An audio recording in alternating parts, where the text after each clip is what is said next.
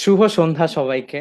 আমন্ত্রণ জানাচ্ছি Notre Dame cultural club আয়োজিত আমাদের করোনাকালীন বিশেষ আয়োজন প্রাণের আবাহনে অভয় বাজে হৃদয় মাঝে সপ্তম পর্বে। আমরা জানি বর্তমান প্রজন্মের কাছে গিটার একটি বেশ জনপ্রিয় বাদ্যযন্ত্র। গিটারে 6টি তারের EADGBE এর ছন্দ সবাইকে মুগ্ধ করে। অনেকেই আছেন যারা এই কোয়ারেন্টাইনের মধ্যে নিজেকে ব্যস্ত রাখার জন্য গিটার শিখতে চাচ্ছেন বা নিজের আগ্রহ থেকে গিটার শিখতে চাচ্ছেন, কিন্তু ঠিক বুঝে উঠতে পারছেন না কিভাবে শুরু করবেন বা কিভাবে সময়টাকে কাজে লাগাবেন। তো তারই ধারাবাহিকতায় আপনাদের নানা ধরনের উপদেশ এবং আপনাদের সকল প্রশ্নের উত্তর নিয়ে আজ আমাদের মাঝে অতিথি হিসেবে উপস্থিত আছেন শিরোনামহীন ব্যান্ডের ফাউন্ডার, ব্যান্ড লিডার এবং বেসিস্ট জিয়াউর রহমান জিয়া ভাইয়া।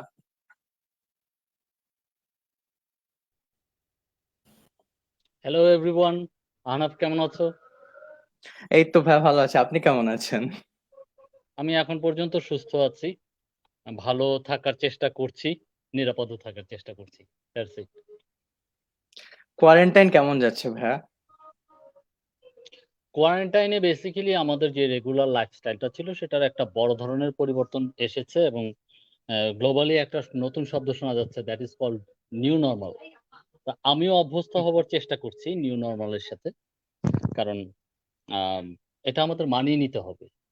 এটা মানিয়ে নিতে হবে, যারা যতটুকু অ্যাকোমোডেট নিজেকে করে নিতে পারবে তারাই কিন্তু ভালো থাকার চেষ্টাটা করতে পারবে। এবং আমাদের সবারই একটা সোশ্যাল রেসপন্সিবিলিটি আছে, হুইচ ইজ নিজে ভালো থাকার পাশাপাশি আমার পাশের মানুষটির যত্নে রাখা এবং তার খেয়াল রাখা।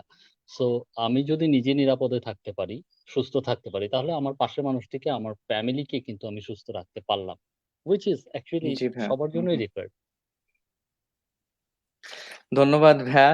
তো আমি সবার প্রথমে আপনার কাছে আসতে চাই, শিরোনামহীন আমাদের সবার মনের একটা ব্যান্ড, সবার অনেক কাছের একটা ব্যান্ড। তো ভাইয়া, শিরোনামহীন আসলে কিভাবে গড়ে উঠেছে? Thank you for loving me and my band Shironamhin. Thank you. প্রথমেই কৃতজ্ঞতা জানিয়ে নিচ্ছি যারা আমাদের শ্রোতা এবং যারা আমাদেরকে ভালোবাসে, মন থেকে ভালোবাসে শিরোনামহীনকে, তাদের সবার প্রতি আমাদের অশেষ কৃতজ্ঞতা। আহ, আমরা কৃতজ্ঞ। শিরোনামহীন স্টার্ট করেছিল 1996-এ এবং আহ, যেটা যে কোনো রেগুলার ব্যান্ডের ক্ষেত্রেই যেটা ঘটে থাকে, আমরা দেখেছি যে একটা আগ্রহই কিন্তু মানুষকে আসলে একটা পথে ড্রাইভ করে, তাকে নিয়ে যায় যে হ্যাঁ ঠিক আছে, তুমি আসলে এটা করো, এটাতে তুমি আগ্রহী। সো এভাবেই শুরুটা হয়েছিল, আমারও এভাবেই শুরুটা হয়েছিল মিউজিক লাইফের। এবং শিরোনামহীন যখন স্টার্ট করলাম তখন কিন্তু এতটা ইকুইপড শিরোনামহীন ছিল না। 1996-এ জি একটা জি ভাইয়া। পারফরমেন্সের মধ্যে দিয়ে আমরা আমাদের ব্যান্ডের নামকরণ করি, কিন্তু তার আগে আমরা কিছু গানের কাজ করেছিলাম। তখন জাস্ট 3জন মেম্বার আমরা ছিলাম, আমি, আমার বন্ধু জুয়েল, যার সাথে একসাথে গিটার আমরা প্র্যাকটিস করতাম। এবং আমরা সার্চিং করে বুলবুল ভাইকে খুঁজে বের করি যে উনি খুব ভালো গায় এবং উনি একজন গানের teacher. So he can sing on notes, মানে এভরি নোটস খুব পারফেক্ট, এবং উনি ক্লাসিক্যাল শেখান। সো আমাদের কাছে ওই বিষয়টা আসলে অনেকটাই ভালো লেগেছে যে গানগুলো যদি গানের সুরটা একদম প্রপারলি প্রেজেন্ট করা, আসলে কেপাবিলিটিটা বুলবুল ভাইয়ের আছে। So that is how we started. এবং আমাদের ঢাকা ইউনিভার্সিটিতে টিএসসি অডিটোরিয়ামে পদাতিক নাট্য চক্রের একটা পারফরমেন্স ছিল। তো তারা আমাদেরকে অফার করলো যে আপনারা যদি আমাদের আগে একটা গানের পরিবেশনা করেন, তাহলে it can add something more আমাদের পারফরমেন্সটার সাথে। ওটা আমাদের জন্য একটা অপরচুনিটি ছিল। আমরা বললাম why not, let's give it a try. Hmm, hmm, hmm. এবং সেখান থেকে যাত্রাটা শুরু। সেই জার্নিটা অনেক লম্বা। ব্যান্ডের বয়স 24 বছর হয়ে গিয়েছে। এই জার্নিতে অনেক অনেক অনেক স্টেপস পাড়ি দিয়ে আসতে হয়েছে। সো ওই স্টেপস গুলো স্ট্রাগলের গল্প, সামটাইমস খুব happy, sometimes sad, sometimes burden, sometimes, but we are always trying to make people happy. জি ভাই, অবশ্যই। অসংখ্য ধন্যবাদ ভাইয়া। আমরা শুরু থেকে একটা ইনস্ট্রুমেন্টাল শুনে আসবো আমাদের ক্লাবের একজন লাইফ টাইম মেম্বারের কাছ থেকে ভাইয়া। অফকোর্স। আচ্ছা, আমাদের ক্লাবের প্রাক্তন জেনারেল সেক্রেটারি ব্যাচ 18-এর এবং বর্তমানে লাইফ টাইম মেম্বার হিসেবে আছেন প্রান্ত রয়। আমরা তার কাছ থেকে একটি ফিঙ্গার স্টাইল দেখে আসবো।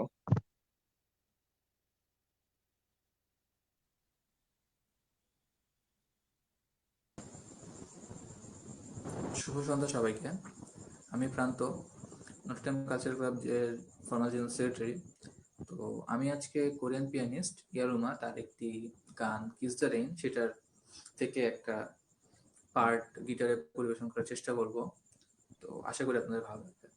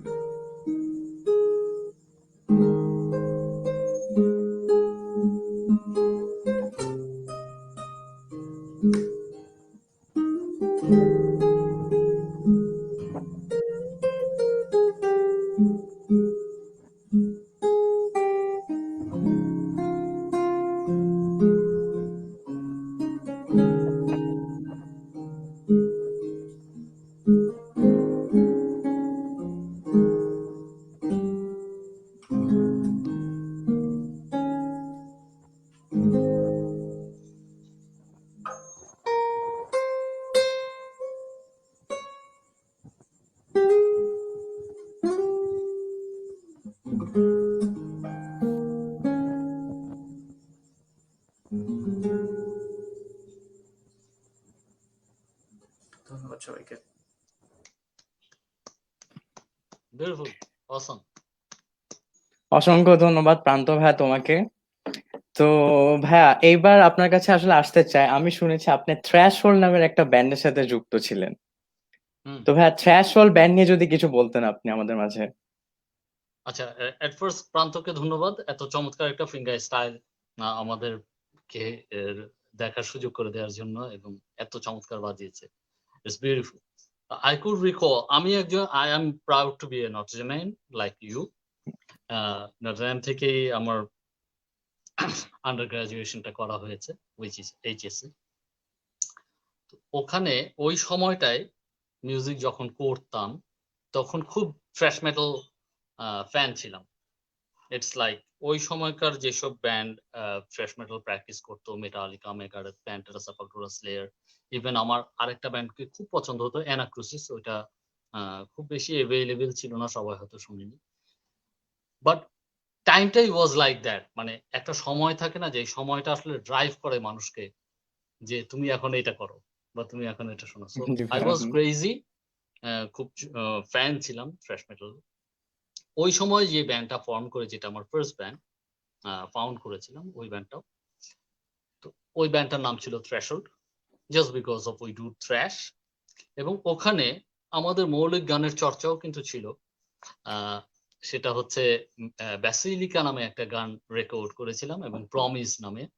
এই দুইটা গানকে নিয়ে স্টুডিওতে যাই, স্টুডিও রেকর্ড করি। ওই সময়টা কোনো ডিজিটাল স্টুডিও ছিল না, অ্যানালগে রেকর্ড করতে হতো, and that is very very difficult. মানে যারা এখন মিউজিক করছে তাদের জানার জন্য বলছি, স্পুলে যখন রেকর্ড হয়, ইউ ক্যানট লাইক, মানে এখন যেমন every now and then you can sing, ওইটা পারবা না। ওটা বাজিয়ে যেতে হবে এবং প্রপারলি বাজাতে হবে, এবং ওটার কোনো কারেকশন হবে না। কারেকশন যদি করতে হয় তাহলে রিটেক। এটা ছিল, অপরচুনিটিস গুলো ছিল এইরকম, এবং সেই ট্র্যাকের লিমিটেশনস আছে। ইটস নট লাইক যে এখন যেমন আনলিমিটেড ট্র্যাক নিয়ে আমরা কাজ করতে পারবো, নো। 16 ট্র্যাক অথবা 24 ট্র্যাকের স্পুল ছিল, যেটার যেই সুবিধা। 24 খুব রেয়ার ছিল, 16 ট্র্যাকটাই বেশি ছিল। অনেক স্টুডিও, ছোটখাটো স্টুডিও গুলো ছিল হচ্ছে 8 ট্র্যাক বা 4 ট্র্যাকের। তার মানে আমরা এখন যে ড্রামসটাই টেক নেই, সেটাই যে 10টা বা 12টা ট্র্যাক ব্যবহার করি। হ্যাঁ, যে যত প্রেসাইজ চায় তত বেশি ট্র্যাক ব্যবহার করে, কারণ স্নেয়ারের সাউন্ডটাই দুবার বা তিনবার, 3 জায়গা থেকে 3 রকম মাইক্রোফোন দিয়ে নেয়া, ওভারহেডে আলাদাভাবে নেয়া, রুম সাউন্ড, বাস সাউন্ড, সব এভরিথিং আলাদা আলাদা মাইক্রোফোনস। নো, তখন কিন্তু এই সুযোগটাই ছিল না, কারণ আমার ট্র্যাকের লিমিটেশন আছে। সো ফার আমরা ওই দুটা গান নিয়ে স্টুডিওতে গিয়েছিলাম। আমার এখনো মনে পড়লে এনজয় করি। এটা ইট ওয়াজ ফানি, কারণ আমরা কিড ছিলাম। আহ, বাচ্চারা যেটা করে সেটাই করতাম, ওভাবেই ট্রাই করেছিলাম। সো আমার কাছে তো মনে হয় ওই সময়ের জন্য ওইটা আমার জীবনে অনেক বড় একটা সাকসেস, কারণ ওইটা আমার মেমোরেবল মোমেন্ট, যে আমি স্টুডিওতে এন্টার করেছি, আমি টেক দেবার মতো সাহস করেছি, গিটার বাজিয়েছি। তখন গিটারিস্টই ছিলাম মূলত, ওই সময় বেসটাও টেক দিয়েছিলাম, কারণ বেসিস ছিল না ব্যান্ড। তো সো ফার এগুলা বলছি। ওই গান হয়তো এখন আর, মানে ওই দুটা গানই ছিল ইংরেজি গান, বাংলা গান ছিল না। একটি গানকে পরবর্তীতে টিউনটাকে নিয়ে আমি আরেকবার কাজ করি, ওটা হচ্ছে প্রমিস। ওই গানটার টিউনটা নিয়ে আমি পরবর্তীতে 2বার গান তৈরি করার চেষ্টা করি, কারণ ওই টিউনটা আমার খুব পছন্দ, আমার খুব প্রিয় ছিল। আমার মনে হয়েছে যে এটার একটা ভ্যালু আছে, I should work on it. তো ওটা যখন কাজ করলাম, ওইটা আমাদের শিরোনামহীনের ফার্স্ট অ্যালবাম জাহাজিতে ওই ট্র্যাকটা রিজেক্টেড হয়ে গেল, মানে বাই আওয়ার ব্যান্ড মেম্বার্স, যে ব্যান্ডের একজন পছন্দই করেনি, যে না এটা আসলে ভালো না, টিউনটাও ভালো না, লিরিকটাও কারেকশন প্রয়োজন। তো লিরিকটার যে কারেকশন প্রয়োজন, সেটা আমার কাছেও মনে হয়েছে যে হ্যাঁ ইটস ভ্যালিড, যে আর একটু কারেকশন করলে হয়তো বেটার কিছু হবে। আমি সেকেন্ড টাইম ওটাকে নিয়ে আবার, মানে থার্ড টাইম যেটা অ্যাকচুয়ালি, কারণ একবার তো ইংরেজিতে করেছিলাম, থার্ড টাইম ট্রাই করলাম, এবং সেই গানটা সবাই শুনেছে, আমার মনে হয় তুমিও শুনেছো। গানটার নাম পাখি। জি ভাইয়া। সো দ্যাট ওয়াজ বাকি দ্য সবাই থিং, শুনেছে আই গেস। I guess. ওই সুরটা, ওই টিউনটা একেবারে প্রথমে প্রমিসে যেরকম ছিল ওভাবেই এগিয়েছি। খালি লিরিক্যাল ক্ষেত্রে যেটা করেছি, যে লাস্ট যে ভার্সনটা পাখি, ওটাতে একটা কনসেপ্ট ইমপ্লিমেন্টেশন করার চেষ্টা করেছি, হুইচ ইজ যে আমি যখন একটা পাখিকে বর্ণনা করছি, তখন আসলে পাখি তো ওভারহেড ভিউ থেকে সবাইকে দেখে, তাই না? এই শহরের বাস্তবতাগুলো সে সবচাইতে ভালো দেখতে পাবে, কারণ সে উড়ে বেড়াচ্ছে। কিন্তু সে কিন্তু কোনো অভিযোগ নিয়ে কারো কাছে যেতে পারবে না, তার নালিশটা থাকবে হচ্ছে বোবা। So that is the concept, যেটা বেসিক্যালি আমার মনে হয়েছে it can be compared with গান্ধীর থ্রি মাঙ্কিজ কনসেপ্ট, যেটা হচ্ছে আমি দেখিনি, শুনিনি, বলিনি। আমরা থ্রি মাঙ্কিজ এর রেপ্লিকা বা ওই যে ছোট ছোট স্কাল্পচার, এটা কিন্তু টয়েজ, এটা কিন্তু সব জায়গায় আমরা দেখেছি, যে 3টা বানর বসে আছে, কানে হাত দিয়ে, জি ভাইয়া। চোখে হাত দিয়ে এবং মুখে হাত। সো ওইটাই কনসেপ্টটা, আমি দেখিনি, শুনিনি, বলিনি। সো ওইটা আমার কাছে মনে হয়েছে যে ইটস মোর রিলেটেড উইথ পাখি, যে পাখি আমাদের সবকিছু দেখে, ওয়াচার, কিন্তু নালিশটা কাউকে করতে পারে না, কারণ তার ভাষা নেই। অসংখ্য ধন্যবাদ ভাই, অসাধারণ চিন্তা ভাবনা ছিল। তো ভাই আপনার আসলে প্রথম কিভাবে গিটার স্টার্ট করা এবং ইন্সপিরেশনটা কি ছিল? ওয়েল, গিটার স্টার্ট করেছিলাম স্কুলে। আমার স্কুল ছিল সেন্ট গ্রেগরি, এবং জি ভাইয়া। তুমি যেহেতু নটরডেমিয়ান, তুমি জানো যে সেন্ট গ্রেগরিকে আসলে, এখন যেমন সেন্ট গ্রেগরির কিন্তু একটা নিজের কলেজ আছে, তখন ছিল না। এবং নটরডেম কলেজই ছিল সেন্ট গ্রেগরির কলেজ। প্রথমে নটরডেম কলেজের নাম ছিল সেন্ট গ্রেগরিস কলেজ, পরবর্তীতে সেটার নামটা চেঞ্জ করে নটরডেম করা হয়েছিল। সো আমরা আসলে না স্কুলে থাকতে জানতাম যে ঠিক আছে, আমরা সেন্ট গ্রেগরিতে পড়ছি, আমরা গ্রেগরিয়ান, আমাদের একটা লাইফ সেট আছে, আমাদের একটা স্টাইল আছে, আমরা জানি যে ঠিক আছে এখান থেকে আমরা বের হয়ে আবার নটরডেমে যাব। সো দিস ইজ মাই, মানে ওয়ে অফ গোয়িং আর কি, জার্নির পথটা আমাদের অলমোস্ট ডিসাইডেড। ওই অবস্থায় যখন ক্লাস 8-এর দিকে, আমার মনে হয় যে 8-এর দিকে খুব গানের দিকে একটু ঝুঁকে পড়তে শুরু করি, লাইক গানের চর্চা জি তো ভাই। আসলে বাসায় গান শোনার প্র্যাকটিস তো থাকেই। হ্যাঁ, বাবা মাও গান শুনতেন বা আত্মীয় স্বজন যারা আছেন রিলেটিভস, ওনারা একটা ক্যাসেট প্লেয়ার ছিল, ক্যাসেট দিয়ে গান শোনার একটা প্র্যাকটিস কিছু কিছু ছিল। ওই রকম ভাবে না হলেও ছিল, কম বেশি মোরলেস এটা সবারই থাকে। পুরান ঢাকায় থাকতাম। তো ওই সময় এই এই ক্লাস 8 থেকে একটু বেশি ঝুঁকে পড়লাম যে ওই যে সেবা প্রকাশনীর বইটা টিফিনের পয়সা বাঁচিয়ে যে কিনে পড়তে হবে, সেটার যেমন একটা নেশা আছে, একটা আগ্রহ আছে, একইভাবে গানের প্রতি একটা আগ্রহ আছে। এটার জন্য যেতে হবে এলিফ্যান্ট রোড। এলিফ্যান্ট রোডে ৩টা আ স্টোর ছিল। একটা হচ্ছে রেইনবো, একটা রিদম, একটা সুরবিচিত্রা। এর বাইরে আর কিছু ছিল না। হ্যাঁ? ঢাকা সিটিতে দেখা যেত যে আরো পরবর্তীতে আমি যখন ক্লাস 10 এ পড়ি তখন এক ধরনের ক্যাসেট বার হয়েছিল পিএমটি নামে। যেটার একটা কেস থাকতো এবং ওইটা একটু ডিফারেন্ট। মানে ওইটার প্রেজেন্টেশনটাই ডিফারেন্ট এবং ওখানে এই আয়রন মেইডেন, মেটালিকা সব উম এই গানগুলাকে পাওয়া যেত আরকি। ওই মিডিয়াতে এভেইলেবল ছিল। তো 89 এর দিকে কিন্তু ওইটাও ছিল না। রেইনবোতে গিয়ে কবির ভাইকে বলতাম যে, হুম, "ভাইয়া আমি তো আসলে আরো এখন একটা ক্যাসেট আ রেকর্ড করতে চাই। তাইলে কিভাবে কি করা যায়? আপনি একটু সাজেস্ট করেন।" এই ধরনের একটা প্র্যাকটিস আমাদের মাঝে ছিল। কারণ আমরা উনাকে খুব ট্রাস্ট করতাম যে উনি প্রচুর আ বড় মাপের লিসেনার। উনার আসলে মানে উনি শখ থেকে এই রেকর্ডিং এর জন্য একটা স্টোর খুলে বসেছেন এবং উনি আসলে সবই শুনে ফেলেছেন। মানে আমি যা শুনতে চাই তার সব উনার শোনা আছে। সো উনার সাজেশনটা কখনো ফেইল করবে না। আমার একদম স্টার্টিং টা বলি, এটা মজা পাবা। স্কুলে থাকতে যেটা হয় যে বন্ধু-বান্ধবদের মধ্যে দেখা যায় যে কেউ হয়তো হিন্দি গান শুনছে, কেউ হয়তো বাংলা সিনেমার গান শুনছে, কেউ হয়তো একটু বেটার মিউজিক শোনার জন্য তার আগ্রহ আছে। এটাই হ্যাপেন্স, হ্যাঁ? তো আমরা ৫-৭ জন ১০ জন হবে যাদের বেটার মিউজিক লিসেনিং এর প্রতি একটা আগ্রহ ছিল। সবার টেস্ট তো একরকম হয় না।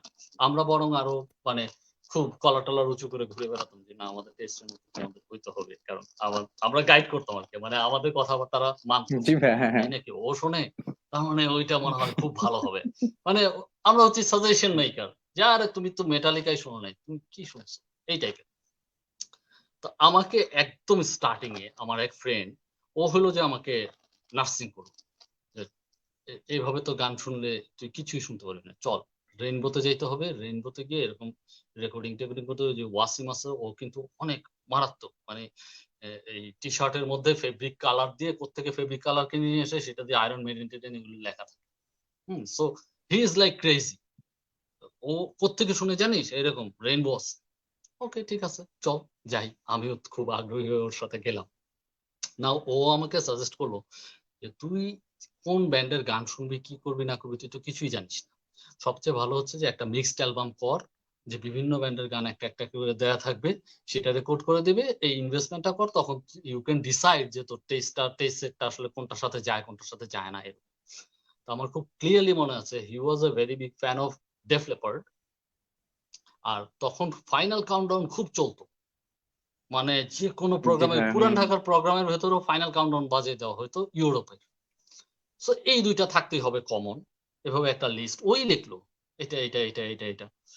তো কবির ভাই লাস্টে লিস্টটা জমা দেওয়ার পরে বলতেছে যে, "তোমাদের তো যা দিছো ঠিক আছে। আরো মনে হয় ২-১ টা গান জায়গা হয়ে যাবে। যদি হয় তাইলে আমি ঢুকাই দিব, নাইলে আর দিব না।" তা আমি তখন বুদ্ধি করে বললাম যে, "কবির ভাই আপনি নিজেই এটা লেখেন। আপনার যা খুশি। একটা মিক্সড অ্যালবাম আমার দরকার। আমি শুনে দেখি।" আচ্ছা ফাইন। উনি করলেন কি?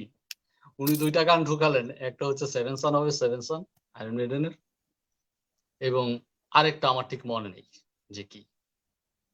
আমার ওই এক্সট্রা গানটাই সবচাইতে ভালো লাগলো। Trust me. কিসের ফাইনাল কাউন্টডাউন, কিসের ডেফ লেপার্ড আমি সবকিছু ফেলে দিলাম। আমি দেখলাম যে সর্বনাশ এটা কি? আয়রন মেইডেন আমাকে চুম্বকের মতো আকর্ষণ করল। ম্যাগনেটিক ফিল্ড তৈরি হয়ে গেল আমার চারপাশে। আমি এখন আয়রন মেইডেনের সব গান শুনবো। এরকম ডিটারমিনেশন নিয়ে নামলাম। অ্যালবাম ধরে আয়রন মেইডেনের কিন্তু অনেক অ্যালবাম। 4th অ্যালবামে গিয়ে ব্রুস ডিকিনসন জয়েন করছে। তার আগ পর্যন্ত ভোকাল ছিলেন পল ডিয়ানো। এবং ওদের যে অ্যালবাম মানে অ্যালবামের কোনো শেষ নাই। একের পর এক অ্যালবাম। সো আমার মনে আছে ক্লিয়ারলি যে আমি 'Seven San of a seven Son' শোনার পরেই আমার এর পরবর্তীতেই আমি একেবারে আ মোহগ্রস্ত হয়ে যাই 'মুন চাইল্ড' শুনে। ওটাও 'Seven San of a seven Son' অ্যালবামের। ওদের সবচাইতে ভালো লাগে অ্যালবাম ওয়াইজ আমার কাছে 'পাওয়ার স্লেভ'। যার প্রতিটা গান ভালো। আমার মনে হচ্ছিল যে মানে হোয়াট আর দে ডুইং, প্রতিটা গান একের পর এক। হ্যাঁ, এবং রাইম হবে এনশিয়েন্ট মেরিনার, তারপরে আলেকজান্ডার দ্য গ্রেট, যেটার আবার একটা ভার্সন আছে 11 মিনিট 12 মিনিটের, ওইটা আরো চমৎকার। 32 মিনিটের মনে হয় একটা ভার্সন আছে, if I am not wrong. ওইটাও শুনলাম। দেন শুনতে পেলাম যে আয়রন মেইডেনের তো নতুন অ্যালবাম বার হচ্ছে, bring your daughters to the slaughter, এক্ষুনি লাগবে। দৌড়ে চলে গেলাম, অ্যালবাম রেকর্ড করে নিয়ে চলে আসলাম। তারপরে বের হলো ফিয়ার অফ দ্য ডার্ক। এবার শুধু অ্যালবাম হলে আমার চলবে না, আমার ওটার টি শার্টটাও লাগবে। সো ওই টি শার্ট তো আর আমাদের দেশে পাওয়া যাবে না। কি করা যায়, রিলেটিভ কেউ আছে, তাকে লিখছি যে আমাকে কিন্তু ওই টি শার্টটা পাঠাইতে হবে। ওই ফিয়ার অফ দ্য ডার্কের টি শার্ট আমি কালেক্ট করেছিলাম। সো আমার কাছে এই গল্পগুলো করছি এই জন্য যে এই যে ক্রেজটা, ওই সময়কার বাস্তবতা এখনকার বাস্তবতা এক না। তখন ইন্টারনেট ছিল না, তখন ইমেইল করা যেত না, তখন কিন্তু বাস্তবতাটা ইজ ভেরি ভেরি ডিফিকাল্ট। কোনো কিছুই পাওয়া যেত না। আমরা গিটার শিখতে গেলে শেখার আসলে রাস্তাটা যেমন এখন খুব সহজ, যে I can search on Google বা ইউটিউবে আমি অনেক লেসন্স পেয়ে যাচ্ছি, না তখন ছিল না। তখন আমাদেরকে একটা বইয়ের জন্য অনেক কষ্ট করতে হতো, যে স্টাফ নোটেশন লেখা থাকবে, ট্যাব লেখা থাকবে যেটা দিয়ে আমি শিখতে পারবো, বা গাইডেন্স থাকবে। ইট ওয়াজ ভেরি রেয়ার। কিছু ম্যাগাজিনস ছিল, যে ম্যাগাজিনস গুলো হেল্পফুল ছিল, আর বাকি পুরো পার্টটাই ছিল অসম্ভব কঠিন। সো অন দ্যাট নোট, যখন কলেজে পড়ি নটরডেমে, সেকেন্ড ইয়ারে প্রবাবলি, ওই সময়টায় আমি সাহস করে, মানে ততদিনে আমি মেটালিকা, মেগাডেথ, প্যান্টেরা, সেপালটুরা, স্লেয়ারের যত অ্যালবাম আছে যা আছে সব শুনে গেছি। মানে ওইটা আমার মিশন হয়ে দাঁড়িয়েছে, রেগুলারলি শুনি। তো সেপালটুরা আমাকে খুব আকর্ষণ করলো, যে ব্রাজিলের কিছু মানুষ আমেরিকায় গিয়ে, ওরা ব্রট আপ ইন আমেরিকা যেটা পরে জানছি, বাট মূলত হচ্ছে ব্রাজিলের ব্লাড যাদের থাকে তাদের কিন্তু আসলে বিট ব্যাপারটা সাংঘাতিক হয়ে যায়। I have collected some video ক্যাসেটে। তখনকার দিনে দেখলাম যে ব্যান্ডের 4জন মেম্বার একসাথে ড্রামস বাজাচ্ছে, 4 সেট ড্রামস নিয়ে স্টেজের উপর। মানে এভরিওয়ান ক্যান প্লে ড্রামস, এবং কে যে ড্রামার এটাই বুঝি না, কারণ সবাই একই রকম বাজায়। So I was a very big fan of Igor Cavalera at that time, সেপালটুরা ড্রামার। আমার কাছে মনে হতো যে ওর বিটের মধ্যে এক্সট্রাঅর্ডিনারি একটা কিছু আছে, যেটা আমি ইভেন আলরিচের ক্ষেত্রেও মিস করি। আলরিচ তো আমার মানে অসম্ভব ফেভারিট, আমি তাকে মেন্টর মনে করি অ্যাজ এ কম্পোজার এবং ড্রামার বোথ। কিন্তু আইগরের মাঝে একটা এক্সট্রাঅর্ডিনারি একটা কিছু পেতাম, এবং হি প্রুভ দ্যাট। যেমন কেওজের অ্যালবামে এবং পরবর্তীতে রুটসে ওরা যখন ট্রাইবালদের নিয়ে কাজ করা শুরু করলো, এই বিটের ভিতরে ট্রাইবাল ব্যাপারটাকে ড্রামসে রিপ্রেজেন্ট করা, সেটাকে মানে মিউজিক্যাল ভোকাবুলারি দিয়ে প্রেজেন্ট করা, এই বিষয়গুলা তারা কিন্তু আমাদেরকে দেখিয়েছে। এবং আমি তার কাছে একটা হাতে লেখা চিঠি লিখেছিলাম ম্যাক্স কাভালারকে। সে হাতে চিঠি আনসার করেছিল আমাকে, যেটা বাই পোস্ট মেইল আমার কাছে এসেছিল with a T shirt, official T shirt of support. So it inspired me big time. এবং ওই সময় আমি খুব আর্জেন্সি ফিল করলাম যে না, আমার গিটারে ভালো করতে হবে, কারণ এরকম অ্যাচিভমেন্ট আসলে সবার থাকে না। হ্যাঁ, সবাই এই ইন্সপিরেশন পায় না। আমি পেয়েছি, মানে আই এম ভেরি লাকি, এবং ইটস এ রেয়ার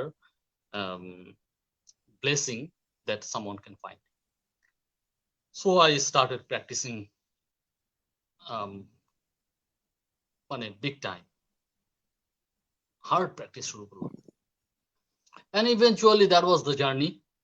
এর পরবর্তী জার্নিগুলোর অনেক কিছু অনেকে হয়তো জানে, এগুলো একেবারে বিগিনিং এর গল্প বললাম। অসংখ্য ধন্যবাদ ভাই। আমি আপনার সাথে যুক্ত করতে চাই, ক্লাস 7 বা 8 এর দিকে আমিও আয়রন মেইডেনের ফার্স্ট গান শুনি, এন্ড তখনই আয়রন মেইডেন আসলে আমাকে অ্যাট্রাক্ট করেন। তখন থেকে আসলে মিউজিকের প্রতি ঝোঁকটা বেড়ে যায় আমারও। কোন গান?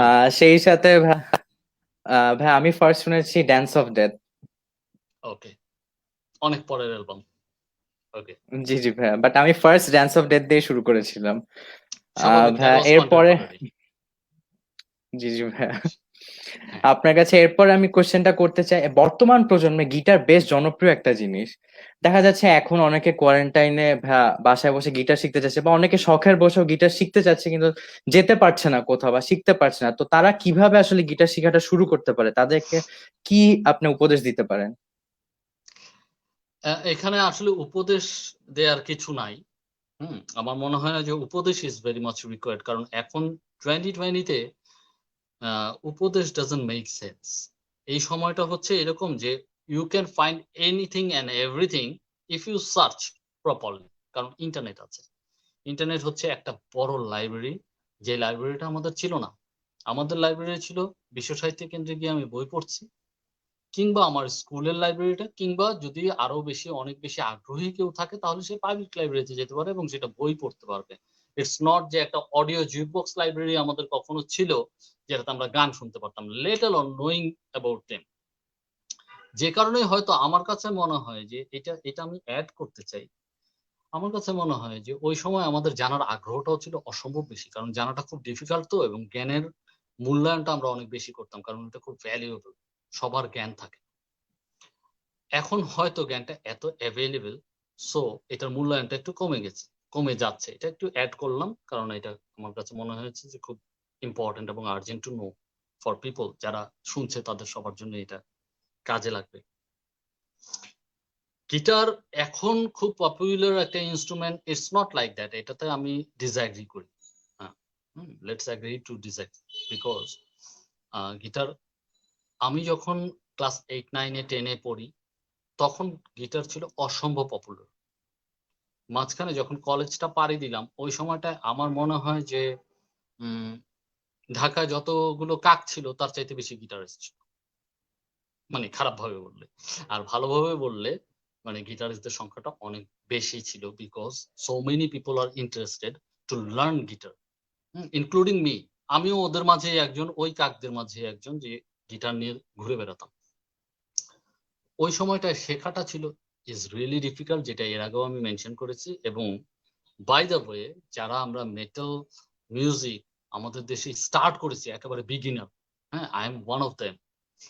ওই সময় একটা যে এই যে ডিস্টরশনের টোনটা আমি কোথা থেকে পাবো? সো তখন কিন্তু মেটাল জোনও নাই। আমাদের আজকের প্রসেসরের গল্প এটা আমি ভুলে যাই, এটা তো নাই। তার আগের যে চেইনটা, যে প্যাডেল বক্স, সেটার মধ্যে একটা বক্স ছিল হচ্ছে ডিস্টরশন, যেটা দিয়ে ডিস্টরশন বার হতো, আর একটা ছিল হচ্ছে মেটাল জোন, যেটা একটু ডিস্টরশন বার করার মতো ক্যাপাবিলিটি অর্জন করেছিল। সেটা আমি কলেজে গিয়ে পেয়েছি, স্কুলে পাইনি। তখন ছিল হচ্ছে ডিলে এবং রিভার, এই ধরনের বক্স, প্যাডেল বক্স পাওয়া যেত, এছাড়া আর কিছু পাওয়াই যেত না। সো আমি যে ওই মিউজিকটা করব কিভাবে করব, নাম্বার 1। নাম্বার 2 হচ্ছে আমি টোন পাচ্ছি না। নাম্বার 2 হচ্ছে যে ওইটার কোনো লার্নিং নাই। লাইক আমরা যেমন কর্ড ধরছি, সি মেজর, এ মাইনর, ডি মাইনর, এইটা কিন্তু যখন আমি রিফ করব তখন কিন্তু এটা দিয়ে করব না। এটা যারা গিটারিস্ট তারা সবাই খুব ভালোভাবে বুঝতে পারছে যে আমি কি বলতেছি। তখন আমি ফিফথ কর্ডের দিকে যাব, তখন আমি অ্যাডেড কর্ডের দিকে যাব। সো ওগুলো হবে রিফ, এবং সেটা কর্ডকে ভেঙে আমি প্যাটার্ন তৈরি করব, which is like base notes যেভাবে প্যাটার্ন তৈরি করতে পারে সেভাবেই রিফের প্যাটার্ন তৈরি হবে, যেটা মেটালিকা বা মেগারেথ বা প্যান্টারা সাপোর্ট সবাই কিন্তু এটাই প্র্যাকটিস করেছে, even iron maiden to some extent. So ওই কাজটা যদি আমি করতে চাই তাহলে ওই লার্নিংটা কোথা থেকে হবে? So I started going to Liton Adhikari Rintu sir, guitar শেখার জন্য আমি কয়েক মাস ওনার কাছে শিখেছিলাম। তখন অবস্ক্রিউ ব্যান্ডের বেসিস্ট ছিলেন মাসুদ ভাই, আমি ওনার কাছে শিখতে গিয়েছিলাম। That is guitar, not bass guitar. আমি তখন বেস গিটার বাজাতাম না, বেসিস্ট আমি অনেক পরে হয়েছি। ইটস লাইক অলমোস্ট লাইক আমি, if I am not wrong, আমার মনে হয় যে 95 এর পরে, মানে হুইচ ইজ আমার তখন মিউজিক্যাল জার্নির আসলে 4-5 বছর 6 বছর পার হয়ে গেছে তখন। তার আগ পর্যন্ত আমি বেস বাজাই। সো ওই যে কর্ড গুলা শিখতেছি বা ফিঙ্গার স্টাইল শিখতেছি, লিটন অধিকারী রিন্টু একজন ক্লাসিক্যাল গিটারিস্ট। সো উনি তো ক্লাসিক্যাল লেসনে দিতেন এবং ওই স্টাফ নোটেশন সহকারে দিতেন। সো ওইটা প্র্যাকটিস করা হইতো, ওভাবে যেতাম। আমাকে একটা মানে প্র্যাকটিক্যাল লেসন দিয়েছিলেন স্করপিয়ন্স এর হলিডে, ডি মাইনর থেকে স্টার্ট হয়। So that was a lesson. তো ওইখান থেকে কিন্তু আমি রিফেল লার্নিংটা পাবো না। রিফেল লার্নিংটা কমপ্লিটলি আমি বই পড়ে শেখার চেষ্টা করেছিলাম এবং কিছু সিনিয়র ভাইয়ের হেল্প নিয়েছিলাম যারা তখন রিপ বাজানোর ব্যাপারে গবেষণা করছে। আমি বলবো না তারা বাজাচ্ছে, কারণ তখন কেউ বাজাতই না। হ্যাঁ, আমি যখন ক্লাস 10-এ পড়ি, 90-তে, তখন ওয়ারফেজের ফার্স্ট অ্যালবামটা রিলিজ হয়, এলং উইথ উইনিং এর একটা হার্ড রক। ওয়ারফেজ ছিল মেটাল ঘরানার, আর রক স্টার্টার অ্যালবাম বের হয় কিছুদিনের পরেই, যেটা মোটামুটি থ্রাশ মেটাল বা হেভি মেটাল বলা যেতে পারে ওই সময়টা। So that was A learning, মানে আমাদের জন্য ওইটাই ছিল একমাত্র আইকন মিউজিক কারণ আমরা ওই ধরনের মিউজিক শুনতে পছন্দ করি। সো ওইটা ইমপ্লিমেন্ট করতে গেলে আসলে ওইটাই আমার জন্য একমাত্র লার্নিং, জাস্ট লাইক দ্যাট। হ্যাঁ, পরবর্তীতে আমি ভিডিও ক্যাসেট কালেক্ট করা শুরু করলাম অন গিটার লেসেন্স, এবং সেগুলোকে ফলো করা শুরু করলাম। যেটা আমি এই কথাগুলো এই জন্য বলছি যে যেহেতু তুমি পরামর্শের কথাটা বলেছো, যে যারা এখন ওয়ানাবি গিটারিস্ট বা যারা এখন প্র্যাকটিশনার প্র্যাকটিস করছে, এই কোয়ারেন্টাইনে তো সে অনেক বেশি সময় পেয়ে যাবে। সো ওই ইউটিউবে লার্নিং ভিডিওস একেবারেই অ্যাভেলেবল পাওয়া যায়। ইউ ক্যান সিলেক্ট ইভেন যে না, আমি আসলে এই স্টাইলের গিটার প্লেয়ার হতে চাই, গিটারিস্ট হতে চাই, সো আমি এইটাকে ফলো করি। আবার যদি আমি এটা না চাই, তাহলে আমি এটা চাই, তাহলে এইটাকে ফলো করি। এরকম অপশনস আছে। So it's very easy to learn. It's not actually required যে সামনাসামনি একজনের কাছ থেকে বসে একেবারে হাতে ধরে ধরে শিখতে হবে। এটা এখন এই 2020-তে এসে ওইভাবে বলা ডিফিকাল্ট। যাদের একটু পটেনশিয়াল আছে তারা ওভাবেই পেরে যাবে। এক সেকেন্ডলি হচ্ছে যে সামনাসামনি বসে, যেটা মিউজিককে বলা হয় গুরুমুখী বিদ্যা, গুরুর কাছে যেতে হয়। হ্যাঁ, সেটা শুধু গিটারের ক্ষেত্রে না, যে কোনো ইনস্ট্রুমেন্টের ক্ষেত্রে, ইন্ডিয়ান ইনস্ট্রুমেন্টের ক্ষেত্রে তো এই চর্চাটা অনেকই বেশি, লাইক সারদ বা সেতার বা এইসবের ক্ষেত্রে। সো ওইটার কোনো বিকল্প অল্টারনেটিভ আছে সেটা আমি বলছি না। That is very good learning, এবং সেটার সুযোগ যদি কারো না থাকে, তাহলে এভাবে একটা অল্টারনেট রাস্তা থাকতে পারে, সেটাই মেনশন করলাম। যদি কারো কাছে গিয়ে শেখা যায় তাহলে even better, you can learn better, question করতে পারা যাচ্ছে। যেমন স্পেসিফিক আমি এই জায়গাটাই বুঝি না, বা কেন এটাকে সেভেন বলবো, what's the difference between E minor seventh, E seventh and E major seven. Minor সেভেন্থের নোট আর ই সেভেন্থের অ্যাডেড নোট সেম নোট, কারণ এটা ডমিনেন্ট সেভেন। জাস্ট মেজর এবং মাইনরের পার্থক্য। আর যেটা মেজর সেভেন, সেটা কিন্তু নোটটাই different. So what's the difference between this things, এবং সেটা এই গ্রামারটা কিভাবে ডিরাইভ করতেছে, সেটার জন্য একজন টিচার থাকলে তো ডেফিনেটলি ভালো হয়। কারণ এই কোশ্চেন গুলো আমি তো ইউটিউবে দেখে প্র্যাকটিস করতে পারবো, কিন্তু আমি তো কোশ্চেন করতে পারবো। How can I question? So ওই জায়গাটা অবশ্যই হেল্প করার জন্য একজন সিনিয়র কাছে, একজন মাস্টারের কাছে, একজন গুরুর কাছে যাওয়াটা ইজ ম্যান্ডেটরি, অফকোর্স। অসংখ্য ধন্যবাদ ভাই আপনাকে। স্টাইলের সাথে আমার একটি প্রশ্ন আছে। আসলে এই যে বিভিন্ন ধরনের স্টাইল, ফ্লেমেনকো বা স্প্যানিশ বা মেক্সিকান, আমি যদি আবার জনরা স্পেসিফিক করে বলি, মেটাল, পপ বা ফাঙ্ক, জ্যাজ, তো ভাই এগুলাকে আসলে কিভাবে ডিফারেন্সিয়েট করা হয়? মানে কেন একটা থেকে একটা আলাদা? Okay, it's very easy to differentiate, এবং এটার কোনো ম্যাথমেটিক্যাল ইকুয়েশন নাই, কারণ মিউজিক বিষয়টাই কিন্তু আসলে ম্যাথস না, ম্যাথমেটিক্স না। এটা ইটস জাস্ট আ ফিলিং, যে ফিলিংটা আমাদেরকে কোনো না কোনো অনুভূতির জন্ম দেবে আমাদের মাথায়, আমাদের হৃদয়ে। That is very important. যেমন আমি আর্কিটেকচারে ঢুকে একটা বিষয় শিখেছি, দুটা বক্স যদি রাখা হয়, লেটস সে ফর এক্সাম্পল দুটাই হচ্ছে কিউব, এই দুটা কিউবকে পাশাপাশি রাখা হচ্ছে একই সাইজের, যদি একটা হোয়াইট হয় এবং একটা ব্ল্যাক হয়, আমাদের অপটিক্যালি মনে হবে যে ব্ল্যাকটার ওজন বেশি, ওটা ভারী, আর সাদাটাকে মনে হবে যে হোয়াইটটা একটু লাইটার। এটা আমাদের মানসিক অনুভূতি। আসলে ওজন করলে হয়তো দেখা যাবে দুইটা সমান। আমি জাস্ট দেখে এক মুহূর্তে কি ফিলিং হয় সেই কথাটা বললাম, রাইট? জি জি মিউজিক ভাইয়া। হচ্ছে জাস্ট লাইক দ্যাট, যে এই যে জনরা স্পেসিফাই করার ব্যাপারে বা ডিফারেন্সিয়েট করার ব্যাপারে উত্তরটা ঠিক এইরকমই। যেটা পপ সেটা তো পপ, যেটা হেভি মেটাল বা রক, মানে ইটস লাইক, যেমন এক্সাম্পল করি, প্যান্টেরা অত্যন্ত হেভি একটা ব্যান্ড। ডাইমব্যাক ডায়মন্ডের নাম শুনে এরকম কোনো গিটারিস্ট নাই, যারা প্র্যাকটিস করতেছে তাকে শুনতেই হবে, এরকম একটা ব্যাপার। কারণ প্যান্টেরা একজন গিটারিস্ট ছিল। ইটস নট যে একজন রিফ বাজাচ্ছে, যখন ডাইমব্যাক সলো বাজাতো তখন রেক্সকে অমানুষের মতো বেস বাজাতে হতো। সেটা আমি ওই যে বললাম যে এক স্টেপ এহেড গিয়ে ভাবতে হবে, আদারওয়াইজ তো তুমি বুঝতে পারবে না যে ব্যাপারটা আসলে কি হচ্ছে, কারণ কোনো রিফ তো নাই, তাহলে ওটার ব্যাকটা কে করে? দ্যাট ওয়াজ রেক্স ব্রাউন, যে তখন অমানুষের মতো বাজাচ্ছে, নয়তো ওই জায়গাটা খালি হয়ে যেত। কারণ ওর কিন্তু কোনো রিফ গিটারিস্ট নাই প্যান্টেরায়, বাট একটুও পরে নাই, পুরো জায়গাটা মানে হেভির জায়গায় হেভি আছে। নাও একটু অপ্রাসঙ্গিক বলে ফেলেছি। প্রাসঙ্গিক কথাটা হচ্ছে যে প্যান্টেরা যেমন ফার বিয়ন্ড ড্রিভেন অ্যালবামে Good Friends and a Bottle of Pill, এই গানটাকে যদি আমি ইন্ডিভিজুয়ালি প্যান্টেরার কোনো গান না শুনে শুধু এই গানটা শুনি, অথবা যদি মেটালিকার কোনো গান না শুনে শুধু নাথিং এস ম্যাটার দিয়ে এক্সাম্পল দেওয়া কঠিন হয়। Okay, let's go for another thing, যদি জুদাস প্রিস্টের কোনো গান না শুনে আমি যদি ডাস্ট ইন দ্য উইন্ড শুনি, তাহলে আমি কনফিউজড হয়ে যাব যে আদৌ কি তারা কোনোদিন হেভি মেটাল ব্যান্ড বা থ্রাশ মেটাল করেছে, এরকম কনফিউশন আসতে পারে, রাইট? ফারবিয়ন ড্রিভেনকে বা সিমেট্রি গেটসকে কিছু একদম লাস্টের দিকে যখন রিফ আসে তখন বোঝা যায়, এছাড়া বাকি অংশটা বোঝা যায় না যে it's a heavy metal song বা থ্রাশ মেটাল সং। এটা বললাম হচ্ছে সিমেট্রি গেটস এর ক্ষেত্রে।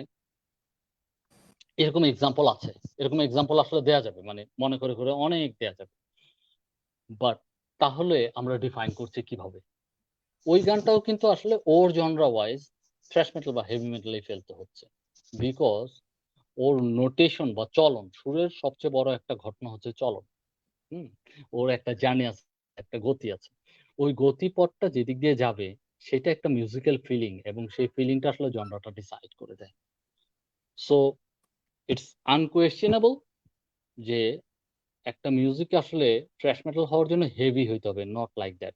তবে মোস্ট অফ দ্য কেসেস সেটা হেভি হয়, কিন্তু সেটা তার জনরাকে ডেসক্রাইব করে না। যেমন পিওর ব্লুজ বলতে যে জনরাটা বোঝায়, সেই জনরাটার যে চর্চা সেটা পরবর্তীতে কিন্তু ওভাবে হয়নি, মানে ইনফ্যাক্ট আমি হয়তো ওভাবে পাইনি। ওটা 60s এর দিকে হতো বিবি কিংরা করতেন। আমি যেই ব্লুজ পেয়েছি, যেটাকে আমি ব্লুজ বলে স্বীকার করতে আগ্রহী, বা আমি যেটাকে ব্লুজ মনে করি, দ্যাট ইজ ডায়ার স্ট্রেটস অথবা মার্ক নফলারের নিজের সলো অ্যালবামগুলো, যে গোল্ডেন হার্ট থেকে শুরু করে এভরিথিং, যেভাবে যেভাবে কিল টু গেট ক্রিমসন পর্যন্ত, বা ডায়ার স্ট্রেটস এর প্রতিটা album, including acoustic alchemy, sorry alchemy, acoustic alchemy তো একটা ডিফারেন্ট ব্যান্ড। যাই হোক, মানে এই যে প্রেজেন্টেশনটা, এটাকে আমি ব্লুজ মনে করি, এরিক ক্লাপটনকে আমি ব্লুজ মনে করি, কিন্তু এটা হয়তো পিওর ব্লুজ না, এটা এক ধরনের চর্চা বা একটা ইভলিউশন হয়েছে। এই ইভলিউশন ইজ ভেরি ইম্পর্টেন্ট। যেমন আমি আরেকটা এক্সাম্পল করতে চাই, নির্বাণা। আমি যখন কলেজে উঠেছি ওই সময়টায় নির্ভানার জন্ম, মানে নির্ভানা মার্কেটে এলো, জন্ম আমি বলবো না, জন্ম হয়তো আগে হয়েছে, বাট আমাদের কাছে পৌঁছেছে নির্ভানা, হ্যাঁ, আমাদের কান পর্যন্ত পৌঁছে গিয়েছে। ওই সময়টা আমরা মেটালিকা বা মেগাডেথের heavy hardcore fan, Pantera, Sepultura, Slayer, এগুলোকে আমরা ভ্যালু করি। ইভেন অ্যানাক্রোসিসকে আমি ভ্যালু করি, আমি অ্যানথ্রাক্সকে ভ্যালু করি। ডিপ পার্পল বা ওরা হয়তো তখন ওই সময়টা পার হয়ে গিয়েছে, আমাদের কন্টেম্পোরারি ব্যান্ডের বিষয়টাই আমি এক্সাম্পল করছি। সো ওই সময় Nirvana was a big blow to the market. তারা অল্টারনেট একটা ওয়েতে মিউজিক প্রেজেন্ট করা শুরু করলো, যেটাকে অল্টারনেটিভ রক বলা শুরু করলো অনেকেই, শ্রোতারা, এবং ডিফাইন করলো সেভাবে। এটা কাইন্ড অফ ওদের একটা আবিষ্কার ছিল, যে ওরা একটা ডিফারেন্ট জনরা স্টার্ট করেছে, যে জনরাটাকে হেভি মেটাল বলা যাচ্ছে না, থ্রাশ মেটাল বলা যাচ্ছে না, রক মিউজিকও বলা যাচ্ছে না, it's not typical rock music বা হার্ড রক মিউজিক না, তাও না, ডিফারেন্ট অল্টারনেট কায়দায় সেটাকে প্রেজেন্ট তারা করে যাচ্ছে। So that was very interesting, যেটা আসলে স্টার্ট করেছিল হয়তো এই রিভেরাররা, যেটা রেডিও হেড, বাট নির্ভানা খুব সাকসেসফুল করলো। So these are the changes যেটা আসলে অ্যাপ্লাইড হয়। এটা জনরাকে নিয়ে গবেষণা আসলে আজীবন চলবে। মিউজিক ইজ আ ওশন, অনেক বড় একটা মহাসমুদ্র। সো ওই সমুদ্রে পড়লে আসলে হারিয়ে যেতে হয়। এই জনরা এভলিউটেড হতে থাকবে, ইভলিউশন হয়ে হয়ে সেটাকে এখন ইন্ডাস্ট্রিয়াল রক, অমুক তমুক বিভিন্ন রকমের টার্ম বা জনরার কথা শোনা যায়, এবং which is true actually to some extent, কিন্তু ওইটাও হয়তো কোনো না কোনো জনরার একটা ইভলিউটেড একটা অংশ। হ্যাঁ, সিম্ফনিক মেটাল, এইটাও শোনা গিয়েছে। So this are the things, মানে এটা আসলে জনরা নিয়ে ডেসক্রাইব করেও আসলে গল্প শেষ করা যাবে না, এটা it will become a very long chapter. অসংখ্য ধন্যবাদ ভাইয়া, At least অল্পটুকু হইলো আমাদের ওপিনিয়নটা শেয়ার করার জন্য। বা এখন আমরা আরেকটি ইনস্ট্রুমেন্টাল শুনে আসি। তো আমাদের ক্লাবেরই প্রাক্তন এক্সিকিউটিভ অফ প্রোগ্রাম ম্যানেজমেন্ট এবং তার সাথে lifetime member Abrar Fayaz Neel ভাইয়ের একটি পারফরমেন্স আমরা দেখে আসি।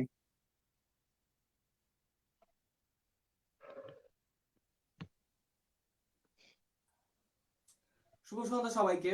আমি Abrar Faiyaz, former executive of programme management at Notre Dame cultural club. কিছুদিন আগে আমি একটি কম্পোজিশন করেছিলাম, ছোট্ট একটি কম্পোজিশন, সেটির এখনো নাম দেওয়া হয়নি। আমি এখন সেটি বাজে শোনাবো আপনাদের। আশা করি সবার ভালো লাগবে।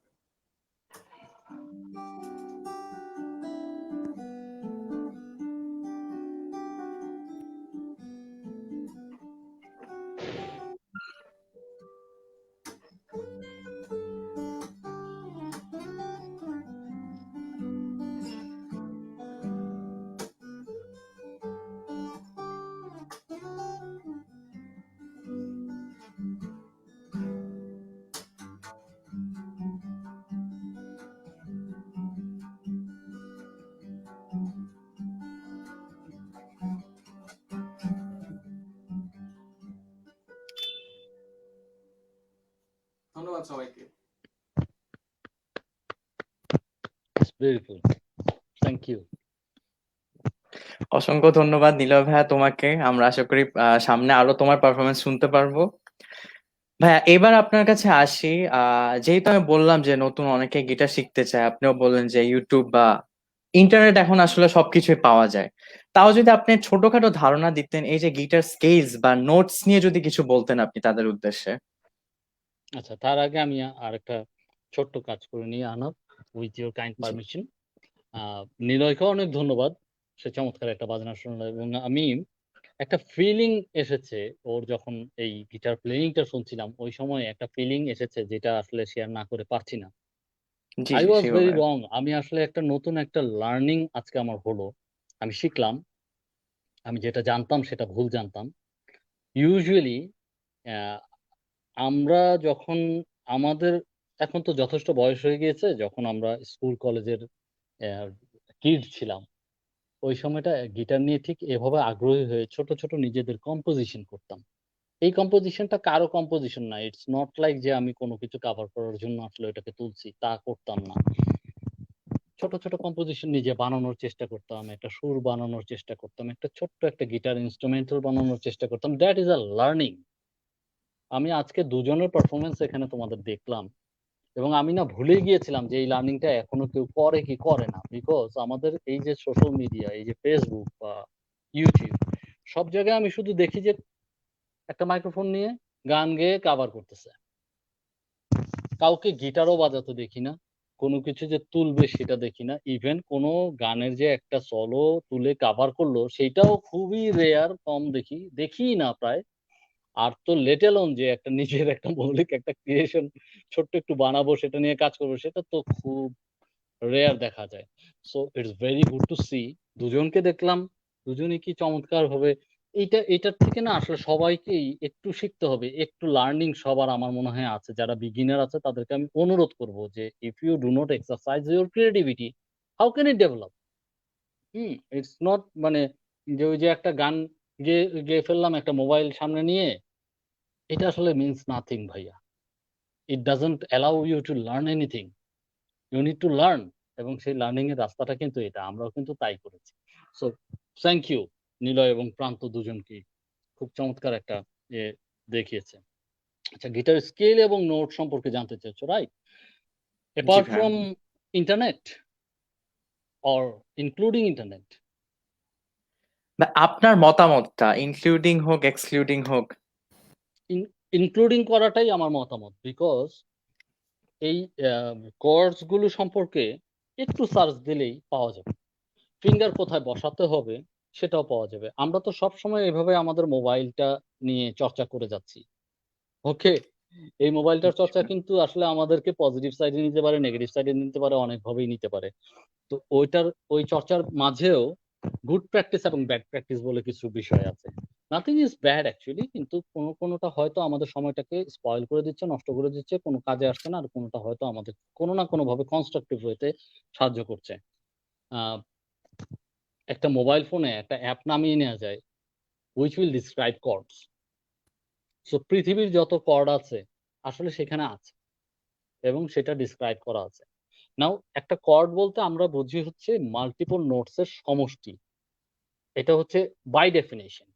কর্ড বলতে এটাই বোঝায়। যেমন দুইটা নোটও যদি আমি ধরি, তার মানে হচ্ছে যে সেটা সিঙ্গেল নোট থাকছে না, তার মানে সেটা একটা কর্ড। এবং সেই কর্ডটার ডেফিনেটলি একটা নাম হবে। সো আমার যে লার্নিং প্রসেসটা ছিল সেই প্রসেসটার মধ্যে আমরা শিখেছি হচ্ছে মডাল সিস্টেম দিয়ে। ও মডাল সিস্টেমটা আমরা মনে রাখতাম I don't play like my aunt Lucy, এভাবে, যে একটা রাইম। আই মানে হচ্ছে আয়োনিয়ান, ডি মানে হচ্ছে Dorian, I don't play, P মানে হচ্ছে ফ্রিজিয়ান, লাইক, এল মানে লিডিয়ান, মাই, এম মানে মিক্সোলিডিয়ান, আন্ট, এ মানে এওলিয়ান, এবং লুসি, এল মানে Locrian. So Locrian is more like classical বা রাগ টাইপের। আর বাকি যে কটা প্রতিটার একটা মোডালিটি টোনালিটি আছে which is major or minor. তার মাঝে আয়োনিয়ান যেই মেজরটা বলে সেটা হচ্ছে পিওর মেজর, এবং এওলিয়ানটা হচ্ছে সেই মেজরটা পিওর মাইনর, মানে same scale, just starting note এবং ফিনিশিং নোটটা চেঞ্জ হয়ে যাচ্ছে, কিন্তু স্কেলটা সেম, সব সেম নোট বাজতেছে। এবং সেম নোট বাজতেছে অবস্থায় একটা সেভেন্থ স্কেল এইটার পেটের ভিতরেই থাকে, dominant seven, which is I don't play like my aunt Lucy. হ্যাঁ, I don't play like my Mixolydian. মিক্সোলিডিয়ানটা হচ্ছে সেভেন এবং ন্যাচারাল সেভেন। সো এগুলো হচ্ছে ইনফ্যাক্ট গ্রামার বা টোনালিটি বা কর্ডকে ডিসাইড করে দেয়। যেমন ফোর নোটসের যে কর্ডগুলো আছে সেগুলো হচ্ছে যে মেজরের সাথে কোন একটা নোটকে অ্যাড করে নেওয়া, সেগুলো হয় হবে অ্যাডেড কর্ড। যদি শিফট করে তাহলে সেটা অগমেন্টেড হতে পারে অথবা ডমিনেন্ট হতে পারে। এভাবে কর্ডটা ডিসাইড হয়। যেমন মাইনরের নোটটাকে যদি +1 করা হয় থার্ড নোটটা, তাহলে হয় মেজর। যদি আরো +1 করা হয় তাহলে সেটা হয় সাসপেন্ডেড। হ্যাঁ, সাসপেন্ডেড নাকি অগমেন্টেড? অগমেন্টেড হয়। সাসপেন্ডেড হচ্ছে ফোর্থ নোটটাকে অ্যাড করলে সাসপেন্ডেড হয়। So these are added chords, এবং এগুলো হচ্ছে কমপ্লিকেটেড কর্ডের স্ট্রাকচার। বাট এভরিথিং, মাল্টিপল নোটসের সমষ্টি মানেই একটা কর্ডের নাম আছে। So it's very easy to learn. এটা আসলে জটিল কিছুই না। যারা চর্চা করবে তারা আসলে একটা ইন্টারেস্ট পেয়ে যাবে। লাইক আমরা করি না যে আমার কাছে হয়তো ম্যাথমেটিক্স অনেক কঠিন মনে হয় বা ফিজিক্সটা অনেক কঠিন মনে হচ্ছে, তখন কি করব? এই চ্যাপ্টার পড়তে পড়তে পড়তে পড়তে আমার কিন্তু একটা আগ্রহ ডেভেলপ করে যাবে, এবং যখন আগ্রহটা ডেভেলপ করবে তখন আমার কাছে এটাকে কঠিন মনে হবে না, তখন মনে হবে it's very easy and simple, এবং ইকুয়েশন গুলো মিলে যাচ্ছে। আমি বুঝতে পারছি যে এর পরবর্তীতে কি আসছে। So that is very urgent to know. এবং যারা লার্নার, যারা বিগিনার আছে, তাকে সর্বপ্রথমে শিখতে হবে যে আমি আসলে শিখতে এসেছি। So I should start learning rather than showing it off. হ্যাঁ, শো অফ করার অনেক সময় পাওয়া যাবে, কিন্তু আগে আসলে আমাকে প্রপারলি শিখতে হবে। স্টুডেন্ট অবস্থায় এবং বিগিনার অবস্থায় আই নিড টু লার্ন। আর ওই যে খুব বেশি প্রথমেই খ্যাতিমান হয়ে যাব, আমি তো গিটার নিয়ে যাব আর সাথে সাথে সবাই আমাকে সেলুট দিতে থাকবে, নো। আসলে ওইটার ব্যাপারে যে যত বেশি আগ্রহী হয়ে যাবে সে তত বেশি ডিস্ট্রাক্টেড হবে এবং সে তত তার এইমটাকে হারিয়ে ফেলবে।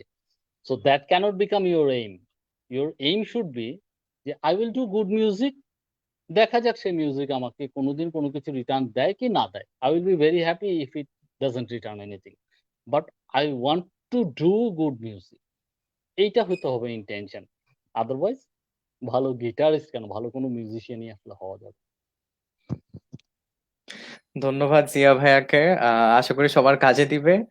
ভাইয়া, এই যে ইস্টার্নের রাগ, ওয়েস্টার্নের মুড, এইটার সাথে আপনি কি মনে করেন, মিল অমিল? মানে আমাদের ইস্টার্নের সাথে ওয়েস্টার্নের মিল আর অমিলটা যদি একটু বলতেন। মিউজিক সম্পূর্ণ, মিউজিকের বিষয়টাই হচ্ছে কি মিউজিকের কোনো ল্যাঙ্গুয়েজ বা এরিয়া নাই, এটা কোনো রিজিওনাল গণ্ডিতে ফেলা যাবে না। মিউজিক আসলে সেম।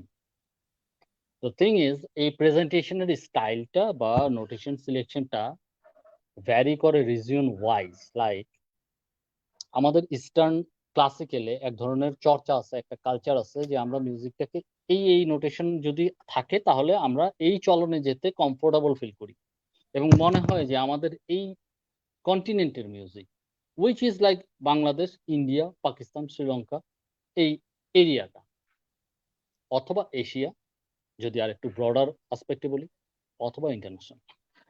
কিন্তু আমি একটা জিনিস দেখেছি, ট্রাস্ট মি, ওয়েস্টার্ন মিউজিকের যে নোটেশন, ইস্টার্ন মিউজিকের যে নোটেশন, এগুলো সব সেম। তবে ইস্টার্ন মিউজিকে আমি দেখলাম যে যারা মানে ইস্টার্ন মিউজিককে কালচার করে, চর্চা করে, যারা একেবারে ক্লাসিক্যাল, যারা খুব অর্থোডক্স, গোড়া, সরতে চায় না ওখান থেকে, তাদের মধ্যে একটা টেন্ডেন্সি আছে, সেটা হচ্ছে ফিক্স স্কেলের টেন্ডেন্সি, উইচ ইজ যে ও স্কেলটাকে যে ট্রান্সপোজ করা যায়, ও এটা মানতে ইন্টারেস্টেড না। ওর স্টার্টিং নোট হচ্ছে সা, এবং সেই সা থেকে সে বিভিন্ন রকমের রাগ বা বিভিন্ন নোটেশনের খেলা দিয়ে সেই স্কেলগুলোকে ঘোরাতে থাকবে, কিন্তু সে ট্রান্সপোজ করবে না। আর ওয়েস্টার্ন মিউজিকের একটা বড় পার্টি হচ্ছে ট্রান্সপোজ। লাইক আমি একটা গানকে সি মেজরে করছি, আমি একটা গানকে ডি মেজরে করছি, সেম গানটা, সেটাকে ই মেজরে করছি, সেম গানটা। এই কালচারটা, মানে এই টেন্ডেন্সিটা, এই প্রক্রিয়াটা ইস্টার্ন মিউজিকে পালন করতে চায় না। ইটস নট, মানে মানে যদি সেটা করে তাহলে তারা বলতে চায় যে এটা একটা ডিফারেন্ট স্কেল, এরকম একটা চর্চা, কিন্তু আসলে নোটেশন কিন্তু সেম ছিল। So it doesn't make any difference. আমাদের এখানে রাগ যেভাবে চলে, রাগের যে নোটেশন, মানে যেটা বিষ্ণুনারায়ণ ভাতখান্ডে আমাদেরকে যে 10টা ঠাট দিয়ে গিয়েছেন, ঠাট, এই ঠাট হুম হুম হুম। গুলোকে পারমুটেশন কম্বিনেশন করেই কিন্তু রাগের জন্ম। এবং অনেক রাগ আছে, অনেক। সেটা যদি মিশ্র রাগও হয়, মিশ্র রাগের তো আসলে কোনো মানে সংজ্ঞায়িত করা যাবে না, কারণ এটা তো আসলে কোনো শেষ নাই, লিমিটলেস। বাট ঠাট কিন্তু ওই 10টা। হুম সেরকম হুম হুম। ওয়েস্টার্ন মিউজিকেও স্কেল কিন্তু স্কেল, ওটাকে নিয়ে কাজ করে কত রকম ভাবে অ্যাডেড, কত রকম ভাবে কমপ্লিকেটেড, কত রকম পারমুটেশন কম্বিনেশন করা যায়, সেটা আসলে কোনো শেষ নাই। ইভেন স্কেল টু স্কেল মিক্সও করা যায়, এবং আমরাও সেটা করেছি, শিরোনামহীনও সেটা করেছে, সেভাবে প্রেজেন্টেশন কিন্তু আমাদের হয়েছে। বা পট করে একটা গানের মাঝখান থেকে ট্রান্সপোজ করে উপরে উঠে যাওয়া, সেটাও কিন্তু আমরাও করেছি। So it's not very new. এটা সবাই সবসময় অনেকভাবেই যেখানে অ্যাপ্লিকেবল সেখানেই করতে পারবে। So in fact end of the day আমি একটা জিনিস শিখলাম, যেমন মেগারেথের একটা গান আছে হলিউডস, ওটা যখন তুলেছিলাম শেখার জন্য, তখন একটা বিষয় খেয়াল করেছিলাম যে ওই গানটার মধ্যে নোট আছে 11টা, যেটা একটা স্কেলের মধ্যে আসলে যদি একদম প্রতিটা নোট আমি বাজিয়ে যাই তাহলে থাকে 13টা। তার মানে ওখানে 2টা নোট ছাড়া বাকি সবগুলোই বেজেছে কোনো না কোনো ভাবে, এবং কোনোটাই খারাপ লাগছে না। সো আমি পরবর্তীতে জানলাম যে এটার একটা টার্ম আছে, এটাকে বলা হয় জ্যাজ স্কেল, এবং এভাবে ব্যবহার করা যায়। জাস্ট 2টা নোট বাদ দিয়ে দিতে হবে, যে কোনো 2টা ইউ ক্যান প্লে, কিন্তু সেটা অ্যাপ্লিকেবল হইতে হবে, মানে কানে সেটা ডিস্টার্ব করতে পারবে না। So end of the day music is all about liking. যে এটা প্রডিউস করছে তাকে আসলে একটা মাত্রাকে প্রথমেই আসলে এগুলি না করে, প্রথমে আসলে লার্নিংটা খুব ইম্পর্টেন্ট, কানটাকে প্রিপেয়ার করা ইম্পর্টেন্ট, নিজের মস্তিষ্ককে মিউজিশিয়ানের উপযোগী করে নেওয়াটা ইম্পর্টেন্ট।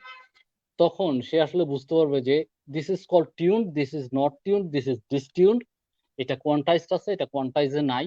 এই জায়গাগুলো যখন একদম বেসিক গুলো ক্লিয়ার হয়ে যাবে, তখন he will start understanding that, যে না, আমি আসলে এটার সাথে এটাকে মিলিয়েও আমার কাছে মনে হচ্ছে যে হ্যাঁ, এটা তো যাচ্ছে, এটা তো ভালো, এটা শুনতে তো ভালো লাগতেছে, এবং আমার কোনো ডিস্টার্ব মনে হচ্ছে না। অথচ এটা আসার কথা না, আমি গ্রামার এতদিন যেটা শিখেছি সেটা তো পাই নাই, বাট আসলে তো ভালো লাগে। So he can doing experiment, হ্যাঁ, ওই সময়টায়। এবং ওই এক্সপেরিমেন্টেশন গুলা কিন্তু নতুন নতুন অনেক রকমের নোশনের জন্মও দেয়, অনেক রকম দেয়। হ্যাঁ, I have seen instrument lately, খুব রিসেন্টলি ইউটিউবে দেখছিলাম, মনে হয় মোস্ট প্রবাবলি আফগানিস্তানের কোন একটা ইনস্ট্রুমেন্ট। ওটায় আমরা যে রেগুলার নোটস গুলাকে জানি, যেমন B, C, C sharp, D, D sharp, এর মাঝে মাঝেও নোট আছে, ওই ইনস্ট্রুমেন্টে বাজানো যায়, মাঝখানে মাঝখানে ফ্রেট, হ্যাঁ, ছোট ছোট ফ্রেট, আবার অর্ধেক কোনোটা, মানে এই যদি ফ্রেটবোর্ড হয় তাহলে এইটুকু আছে বাকিটুকু নাই, মানে এরকম আর কি, বাকিটুকু নাই, আবার ওইটা আবার এইটুকু আছে, আবার ওইটা আবার ওইখান থেকে এতটুকু আছে, বাকিটা নাই। এই ধরনের একটা ইনস্ট্রুমেন্ট দেখলাম, আমি খুব মানে অবাক হয়েছি ওটা দেখে। ওটা হচ্ছে সেন্ট ওয়াইজ, মানে 50 সেন্ট আমরা যেটাকে বলি, ওই 50 সেন্টের মধ্যে একটা নোট পড়েছে, সেটাকেও তারা ব্যবহার করে, যেটাকে আমরা হয়তো স্লাইডিং এ পেতাম, এমনিতে কখনো পাবো না যদি ফ্রেটেড হয়। আর ফ্রেটলেস যদি হয় তাহলে তো আমার তো আসলে সব রকমের সুযোগই আছে, এবং ওখানে গেলে আমি সেটাকে জানতাম বা ভাবতাম সেটা ডিসটিউন্ড, ওয়্যারএস তাহলে তো ওই ইনস্ট্রুমেন্টটাই ডিসটিউন্ড। এবং ওটা যখন বাজালো, যে বাজিয়েছে, এত চমৎকার বাজিয়েছে, কোনো ডিসটিউন্ডই আমার কাছে মনে হয় না। আমার কাছে মনে হচ্ছে everything is correct and perfect and on right on note. তাহলে এটা কিভাবে করবো? আমি তো চোখে দেখতে পাচ্ছি যে এটা মাঝখানে মাঝখানে Fred. So this is how actually music runs and গোস। এটার যে জার্নি, এটার যে গতিপথ, এই জন্যই প্রথমেই বললাম যে ইটস অ্যান ওশন। এটা এত বড় একটা সমুদ্র, এত বড় একটা মহাসমুদ্র, যে এটাকে ডিসক্রাইব করে আসলে লার্নিং এরও কোনো শেষ নেই, এটা পারা যাবে না। এটা এভরিওয়ান ইজ লার্নিং। আমি এখন পর্যন্ত শিখছি এবং নতুন নতুন, এই যে যেমন একটা বললাম, এরকম নতুন রিয়েলাইজেশন হয়, নতুন আরেকটা কিছু করার জন্য একটা অনুপ্রেরণা আসে, সেটা করতে চাই, পারিনি, অনেক সময় ফেল করেছি, ম্যাক্সিমাম টাইমই ফেল করেছি। আসলে আমরা কয়টা গান আর দিতে পেরেছি? মানে এটা তো বললেই চলবে না যে আমি আগামী বছরের মধ্যে 50টা গান দিয়ে ফেলবো। নো, আমি পারবো না। আমরা শিরোনামহীন 24 বছর যাবৎ ব্যান্ড করে এখন পর্যন্ত 65টা গান রিলিজ করতে পেরেছি। 24 বছরে 65টা গান। So it's not very easy to deliver a song every now and then, এটা আমার কাছে মনে হয়েছে।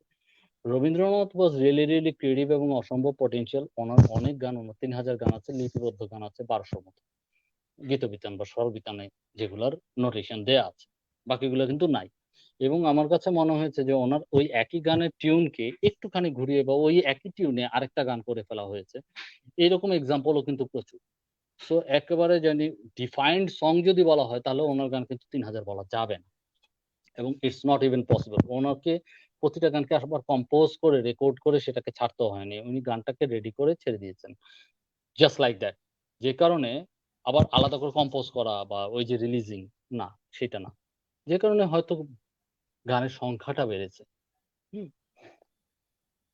বাট এখনকার বাস্তবতায় আমাদেরকে গান আসলে কমপ্লিট করে একটা পর্যায়ে ডেলিভার করতে হয়, যেটা বিগিনারদের উদ্দেশ্যে কিন্তু এই কথাগুলো বলা। হ্যাঁ, হুম, ইটস হুম, নট যে তুমি একটা হাফ হার্টেড একটা কিছু দিয়ে বললা যে হ্যাঁ এটা আমার গান, এটা কিন্তু তুমি পারবা না, এটা একসেপ্টেবল হবে না, আমি একসেপ্ট করবো না।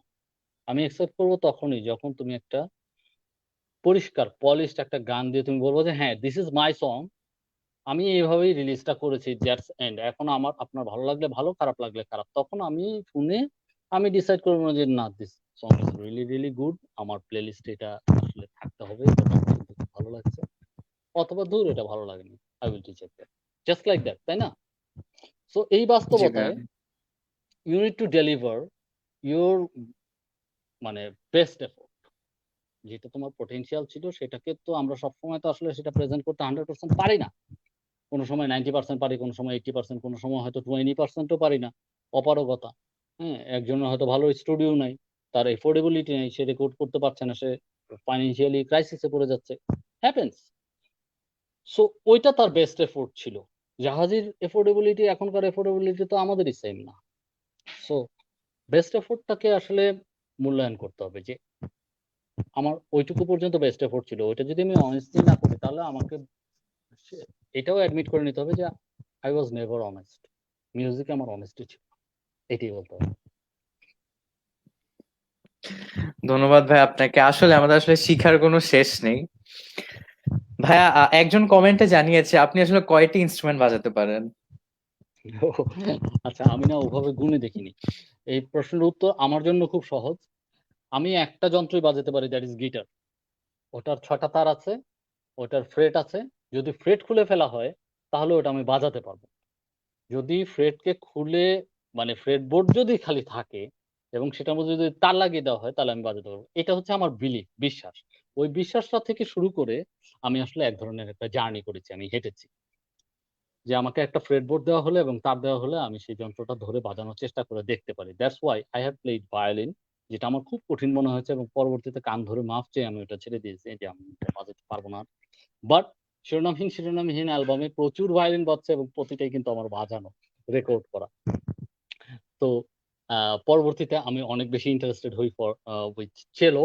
চেলোটা আমি বাজাই, সারোডটা আমি বাজিয়েছিলাম। শিরোনামহীন রবীন্দ্রনাথ যে অ্যালবামটা, সেটাতে 39টা যন্ত্র বাজানো হয়েছিল এবং প্রতিটাই আমরা বাজিয়েছিলাম। সো আমি ওটার অনেকগুলো যন্ত্র বাজিয়েছিলাম। আমার মনে পড়ে যে একটা যন্ত্র, খুব সহজ যন্ত্র, এটার নাম হচ্ছে কালিম্বা। এটা বাজিয়েছিলাম বৃষ্টিকাব্য গানটায়। বৃষ্টিকাব্য গানটায় আমি অনেকগুলো ইন্সট্রুমেন্ট বাজিয়েছি। ভায়োলিন বাজিয়েছি, সারদ বাজিয়েছি, কালিম্বা বাজিয়েছি। অনেকগুলো যন্ত্র। মানে ওইটাতে কোনো কিবোর্ডই নাই। যা কিছু শোনা যাচ্ছে সব কিন্তু বাজানো। হাতে বাজানো। সো আমার একটা বিশ্বাস কাজ করে যে আমি একটা স্ট্রিং যদি পাই আর যদি সেটা ফ্রেট বোর্ড থাকে, ফ্রেট থাকুক আর না থাকুক, আমি আসলে ওটা বাজানোর একটা ট্রাই নেব। সো এগুলো থাকে হচ্ছে যে মানুষের থাকে না যে একান্ত আগ্রহ, একটা বিলিফ বা ড্রাইভ বা নিজের সেলফ কনফিডেন্স। ওই কনফিডেন্সের জায়গাটা আসলে উইল গিভ ইউ বুস্ট, যে বুস্টটা তোমাকে অনেক কিছু বাজানোর ব্যাপারেও সহযোগিতা করবে। হ্যাঁ, ওই বিশ্বাসটা তোমাকে এগিয়ে নিয়ে যাবে এবং if you trust, you practice, তাহলে দেখবা যে আসলে একদিন তুমি কিন্তু সেটা পারছো। কারণ আমরা তো মানুষ, আমাদের এই পোর্টের যদি অন্য কেউ বাজাতে পারে তাহলে আমি কেন পারবো না? So you need to trust yourself, that's it. জি ভাই, আমরা আশা করি আপনার হাতে আরো ইনস্ট্রুমেন্ট দেখবো ভবিষ্যতে। ভাইয়া, এবার আমরা একটি ইনস্ট্রুমেন্টাল শুনে আসি আবার। ব্যাচ 21 এর মোহাম্মদ জুবায়ের নিঝুম, সে বর্তমানে একজন সদস্য হিসেবে আছেন নটরডেম কালচার ক্লাবে।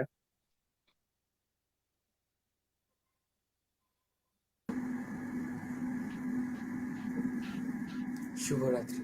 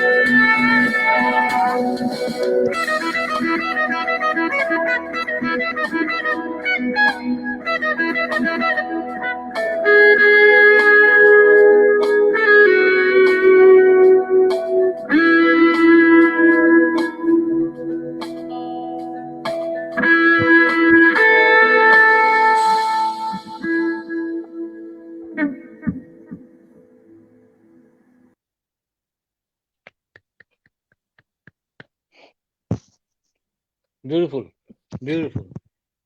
আমার কাছে মনে হচ্ছে যে I have found something that I can be proud of.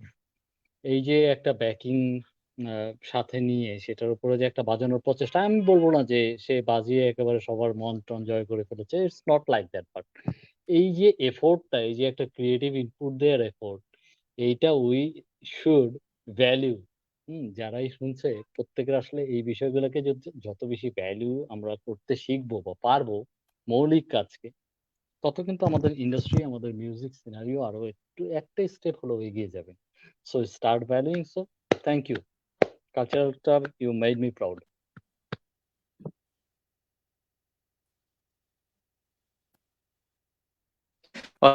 Zia ভাই আপনাকে এবং অসংখ্য ধন্যবাদ জুবায়ের তোমাকে।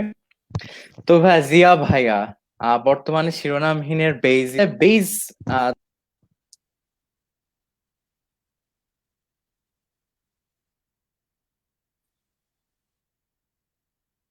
আহনাফ, ইন্টারনেট ইস্যুস, আমি শুনতে পাইনি। ভাইয়া শিরোনামহীনের বেইজিস জিয়া ভাইয়া, তো আপনার আসলে গিটার থেকে বেইজে ট্রান্সফর্ম হওয়ার রিজনটা কি জানতে পারি আমরা? হ্যাঁ, অবশ্যই পারো, রিজনটা জানতে পারো। রিজনটা is very much understandable. I am a band guy. আমি প্রথম থেকে আসলে একজন band guy. I started my musical journey with a band এবং I want to finish it with a band. এবং এর মাঝে অনেকে থাকে না যে ব্যক্তিগত অনেক রকমের কাজ টাজ করে। No, I do not do that. কারণ আমি আসলে ওই রকম একজন ব্যান্ড গাই যে মনে করে যে আমার ব্যান্ডের জন্য আসলে আমি আমার নিজেকে ডেডিকেট করেছি, সো আমি আমার ব্যান্ডের বাইরে গিয়ে কাজ করব না। সো অনেস্টলি আমাদের ব্যান্ডে আমি ছিলাম শিরোনামহীনে, আমি ছিলাম একজন গিটারিস্ট একটা পর্যায়ে পর্যন্ত। এবং ও একটা টাইমে দেখা গেল যে আমাদের বেসিস্ট নেই এবং বেসিস্ট আসলে নেওয়া যাচ্ছে না।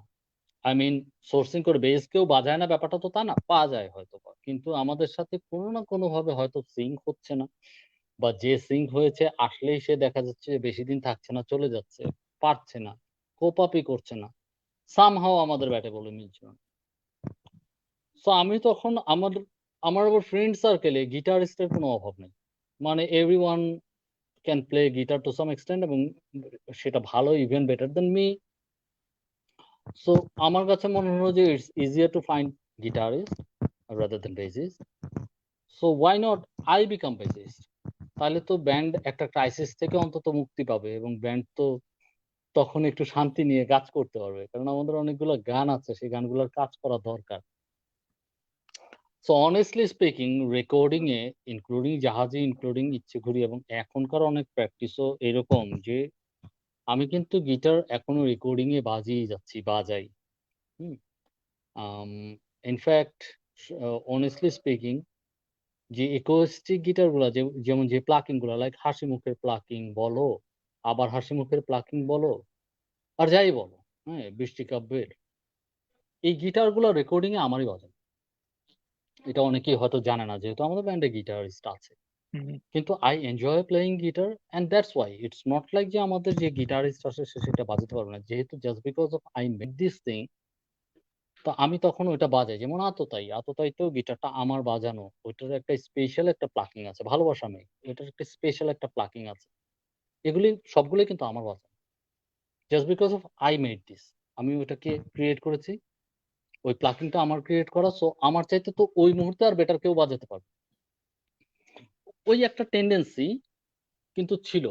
এবং ওই গিটারের সত্তাটাকে আমি আসলে কখনো একেবারে লস্ট হয়ে যেতেও আবার দেইনি, ট্রাই করেছি যে অন্তত রেকর্ডিং এ, but I hope you understand, যখন স্টেজে আমরা পারফরমেন্স করছি তখন কিন্তু it's a solid line up, একটা পিওর লাইন আপ, বা আমি কখনো ওই এক্সারসাইজটাও করতে ইন্টারেস্টেড না যে আমার ব্যান্ডে গিটারিস্ট থাকতেও দেখা গেল যে আমি একটা সলো বাজাতে সাহস করব, আমার দরকার নাই, because it's not my job to do, he will do that.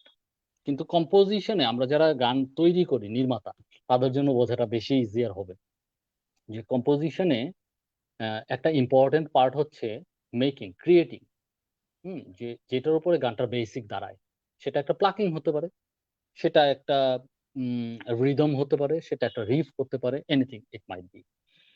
যেমন আবার হাসিমুখ, সেটা আসলে ওই প্লাকিংটার উপরেই বেস করে দাঁড়িয়েছে, পরবর্তীতে সেটা রিফ ঢুকেছে বা অনেক রকমের অর্নামেন্টেশন বা কালার হতে পারে, কিন্তু ওটাই কিন্তু তাই।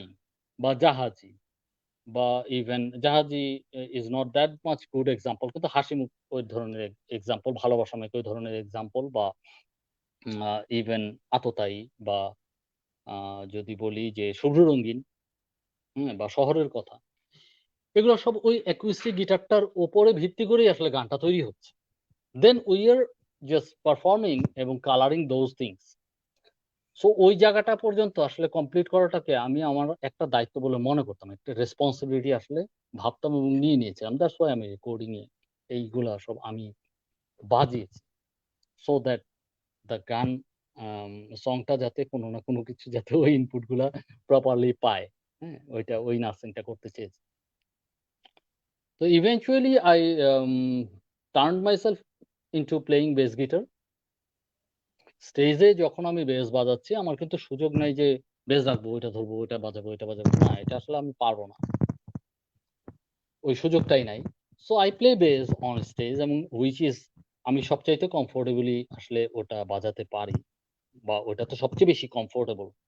আই হোপ ইউ আন্ডারস্ট্যান্ড যে সবার কিন্তু সব যন্ত্রে সমান পরিমাণ দক্ষতা, সম পরিমাণ দক্ষতা থাকে না। I started playing sarod in my band at first. Then eventually Shafin sarod বাজানো শুরু করলো, আমাদের ড্রামার, এবং সে আমার চাইতে অনেক কয়েকশো গুণ বেটার বাজিয়েছে। আমার মানে আমি সব সময় সেই কথাটা বলি, আমার মনে হয় যে he is a better musician than me. সে যা কিছু বাজায় সেটা অনেক প্রেসাইজ বাজায় এবং আমার চাইতে অনেক বেটার বাজায়। তো ও যখন বাজানো শুরু করেছে তখন আমি কিন্তু আসলে সারোডটা এরপরে দেখা গিয়েছে যে আমি আর বাজাইনি, বিকজ ও খুব ভালো বাজায়। সো আমার ব্যান্ডের পারপাসটা ওর প্লেইং থেকে সার্ভ হয়ে যায়। Why should I give it more effort? আমার আরেকটা যন্ত্র বাজানো উচিত যাতে আমার ব্যান্ড আরেকটা নতুন কিছু পায় বা সেটা অ্যাডিশনাল হয়, তাই না? সো জি এই ভাইয়া। জন্যই বলছিলাম যে I am actually a band guy.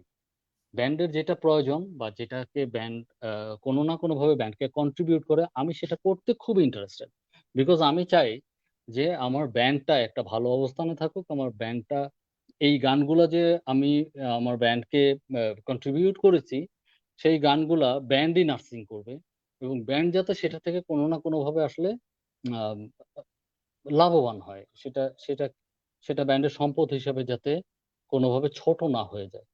So that is my effort actually, আমি ওইটাই চাই। ধন্যবাদ ভাই আপনাকে।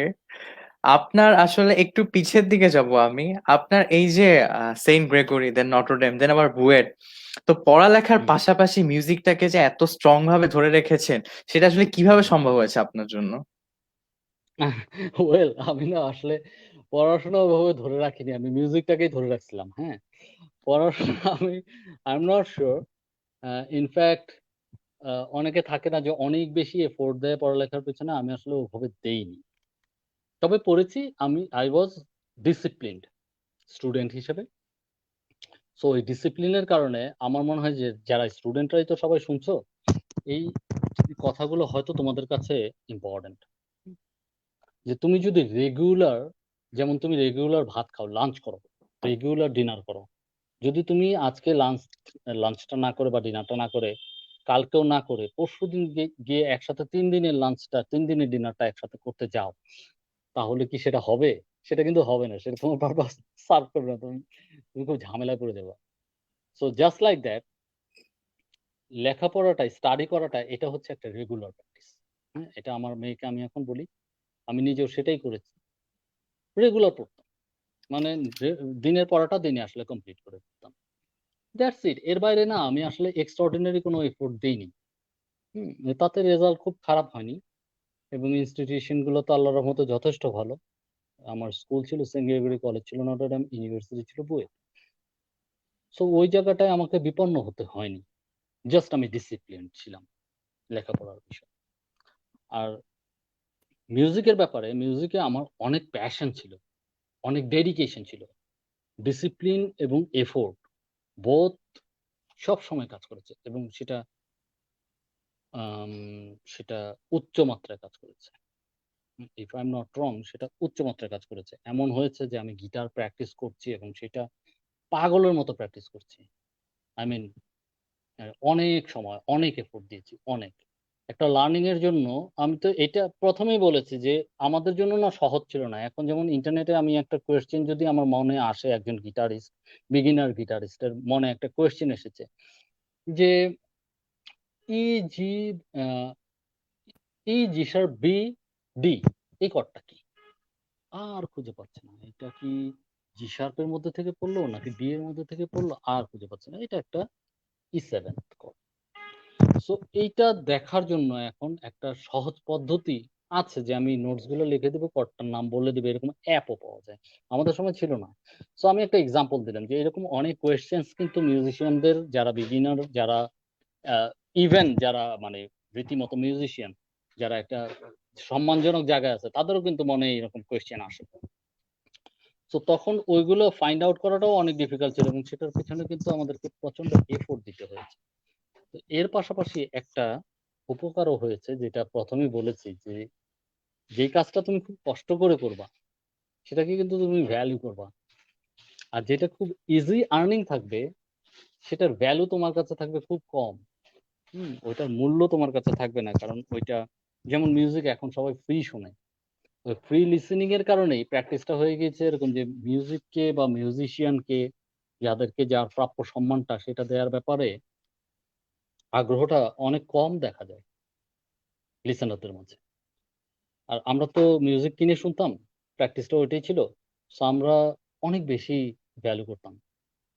honestly হ্যাঁ, আমার কাছে আলরিচের, হ্যাটফিল্ডের, আ মাস্টেইনের, ডেভ এলেকশনের, ভিনি পলের, ডাইমব্যাক ডায়মন্ডেরেলের, ফিলিপ অ্যানসালমোর বা আইগর কাভালেরার, ম্যাক্স কাভালেরার, আন্ড্রেস কিসারের এদের মূল্যায়নটা আসলে অনেক বেশি। মানে আই এম জাস্ট লাইক আমি জানি না যে ওদেরকে যদি আমি কখনো সামনাসামনি দেখি তাহলে আমি কতটা ক্রেজি হয়ে যাব। আমি ওয়ারফেজের ফ্যান ছিলাম। আমার এখন টিপু ভাইয়ের সাথে হয়তো কাজের সুবাদে বা এই যে আমরা যে স্টেজে পারফর্ম করি, হয়তো একত্রে পারফর্ম করা হচ্ছে। এখন গ্রিন রুম একসাথে শেয়ার করছি। সো উই বিকেম ফ্যামিলিয়ার, কমল ভাই, টিপু ভাই। But I was A fan এবং সেই ফ্যানের রেসপেক্টের জায়গা থেকে সেটা আমি ১ম যেদিন ওনাদের সাথে আসলে ওইভাবে মিট করার সুযোগ পাই যে আমরা একসাথে কাজ করছি ওইভাবে অ্যাজ এ কলিগ বা কিছু, আমার জন্য ওইটা ছিল একটা মানে অভাবনীয় ফিলিং এবং জীবনে আমি কোনোদিন ভুলবো না আরকি ওই মুহূর্তগুলা। নাম্বার 1। নাম্বার 2 হচ্ছে এখন যে আমরা অনেক ফ্যামিলিয়ার, তারপরেও এখনো কিন্তু ওই রেসপেক্টটা ওই একইভাবে ফিল হয়। যে হি ইজ লাইক মানে উনি তো আমার মেন্টর। উনি তো আমার জন্য আইডল। হ্যাঁ? তো ওইটা আমরা কখনো মিস করি না। ওই সম্মানটা দেয়া আ আমাদের কাছে যৌক্তিক মনে হয়। নাওএডেইজ আমি খেয়াল করছি যে এই বিষয়টার হয়তো অনেক ঘাটতি আসছে এবং সেটার রিজনটা আমার কাছে এটিই মনে হয়। আমি জানি না যে তোমরা এটা কথাগুলো বুঝতে পারছো কিনা। বাট রিজনটা এটাই মনে হয় যে ওই যে যেটা আমরা খুব ইজি পাই বা যেটাকে আমরা ভ্যালু দিয়ে মূল্য দিয়ে কিনতে হয় না, সেটার আসলে আমাদের কাছে না মূল্য থাকে। ফ্রি পাওয়া একটা বিষয় তো। সো ওই মূল্যটা এর জন্যই আমাদের মিউজিশিয়ানদের মূল্যটা অনেক কম হয়তো অনেকের কাছে।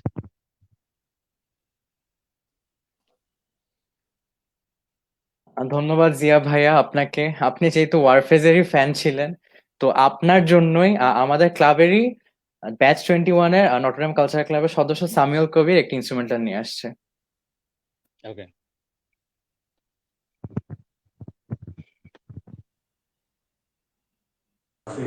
পূর্ণতা এর একটি ইনস্ট্রুমেন্টাল ভার্সন প্লে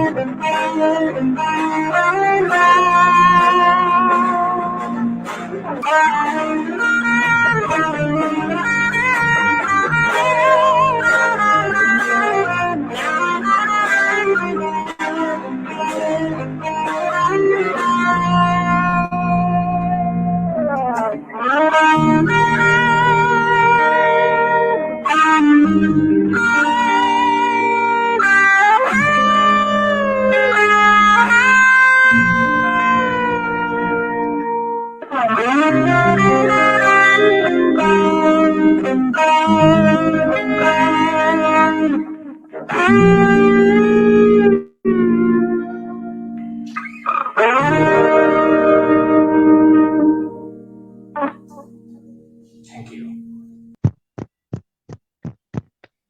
Beautiful. ধন্যবাদ সামিউল তোমাকে, অসংখ্য ধন্যবাদ।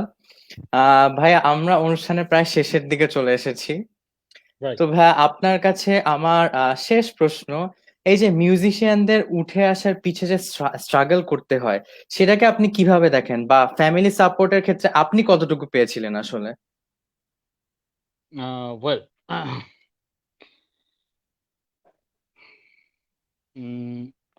স্ট্রাগল ব্যাপারটাকে আমি খুব মূল্যায়ন করি, কারণ আমার কাছে যেটা মনে হয় যে যেমন স্বর্ণকে কিন্তু পুড়িয়ে স্বর্ণ বানানো হয়, হ্যাঁ?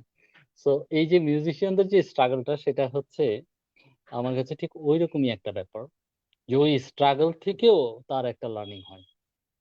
যেমন আমরা যারা বিভিন্ন পেশায় নিয়োজিত আছি, আমি আম পেশাগতভাবে একজন আর্কিটেক্ট। সো আমাদের একটা লার্নিং ছিল, সেটা academic learning for doing architecture. Professional লাইফে কিন্তু আমি স্ট্রাগলটাকে ডিফারেন্ট ওয়েতেই পেয়েছি, যেটার সাথে আসলে একাডেমির কোনো সম্পর্ক নাই। সো ওই যে আম ডিফারেন্ট আঙ্গিকে একটা স্ট্রাগলকে পাওয়া, এটা is very urgent to know, হ্যাঁ? কারণ প্রফেশনাল ফিল্ডে আসলে এরকম ঘাত-প্রতিঘাত থাকবে। সো মিউজিশিয়ানদের ক্ষেত্রেও আমি একই কথাই বলব যে music is not very easy to do at first. ১ম কথাই হচ্ছে এটা, যেখানে তোমার বিভিন্ন রকমের বাধা বিপত্তি, স্ট্রাগল থাকবে। যেমন তুমি একটা প্রশ্ন করলা যে পরিবারের সাপোর্ট বা সমর্থন কতটুকু ছিল? আমার পরিবারের একেবারেই সাপোর্ট ছিল না। হয়তো অনেকের ক্ষেত্রে অনেক ডিফারেন্ট বাস্তবতা থাকে। আ থাকবে যে তারা হয়তো অনেক বেটার সাপোর্ট পাচ্ছে। যেমন আমাদের গিটারিস্ট দিয়াতের বাস্তবতা হচ্ছে যে সে পরিবার থেকে অনেক ভালো সাপোর্ট পেয়েছে। তার প্যারেন্টস অনেক সাপোর্ট করেছে। আমার প্যারেন্টস এটাকে একেবারেই সাপোর্ট করে নাই। Just because of I am doing good with my studies and education, and so far that was fine, fair enough. যে কারণে তারা আমাকে কিছু বলেনি। বাট তারা এটা কখনো সাপোর্ট করে নাই বা পছন্দ করত না। আমার গিটার আমার আ প্যারেন্ট কখনো কিনে দেয় নাই। আমি টিউশনি করতাম। টিউশনি করে সেই টাকাটা জমিয়ে গিটার কিনেছিলাম। তারপর সেই গিটারটা আপগ্রেড করার জন্য আমাকে সেই একই পদ্ধতির আশ্রয় নিতে হয়েছে। তারপরে ওই ছোটখাটো টুকটাক বিজনেস করে, যেমন আমার বাবার প্রেস ছিল তো। সো ওই প্রেসটাকে ব্যবহার করে সেটার থেকে কিছু আবার প্রিন্টিং প্রেসের পেমেন্ট-টেমেন্ট দিয়ে বাকি যেটা আমার প্রফিট, সেটাকে নিয়ে আমাকে আগাতে হয়েছে, এবং আমাকে ওই গিটারের জন্য ছোট একটা বাক্স, স্পিকার যেটাতে গিটারটা বাজাবো। তারপরে পরবর্তীতে একটা বেটার অ্যাম্প, আরেকটা ইলেকট্রিক গিটার, সেই ইলেকট্রিক গিটারের আরো আপগ্রেড ভার্সন। মানে এভাবে আমার জার্নিটা আমাকে সাজিয়ে নিতে হয়েছে। আই এম সিউর যে যারা মিউজিক করছে তাদের প্রত্যেকের এরকম একটা করে বাস্তবতা আছে, এবং সেই বাস্তবতাটা চেঞ্জেস আছে, বিভিন্ন স্টেপস আছে। যারা একেবারেই বিগিনার তারা হয়তো একদম বিগিনিং এর স্ট্রাগলটাকে ভাবছে, "oh my god! No, no. তুমি স্ট্রাগল এখনো দেখো নাই। তোমার সামনে অনেক স্ট্রাগল বাকি আছে।"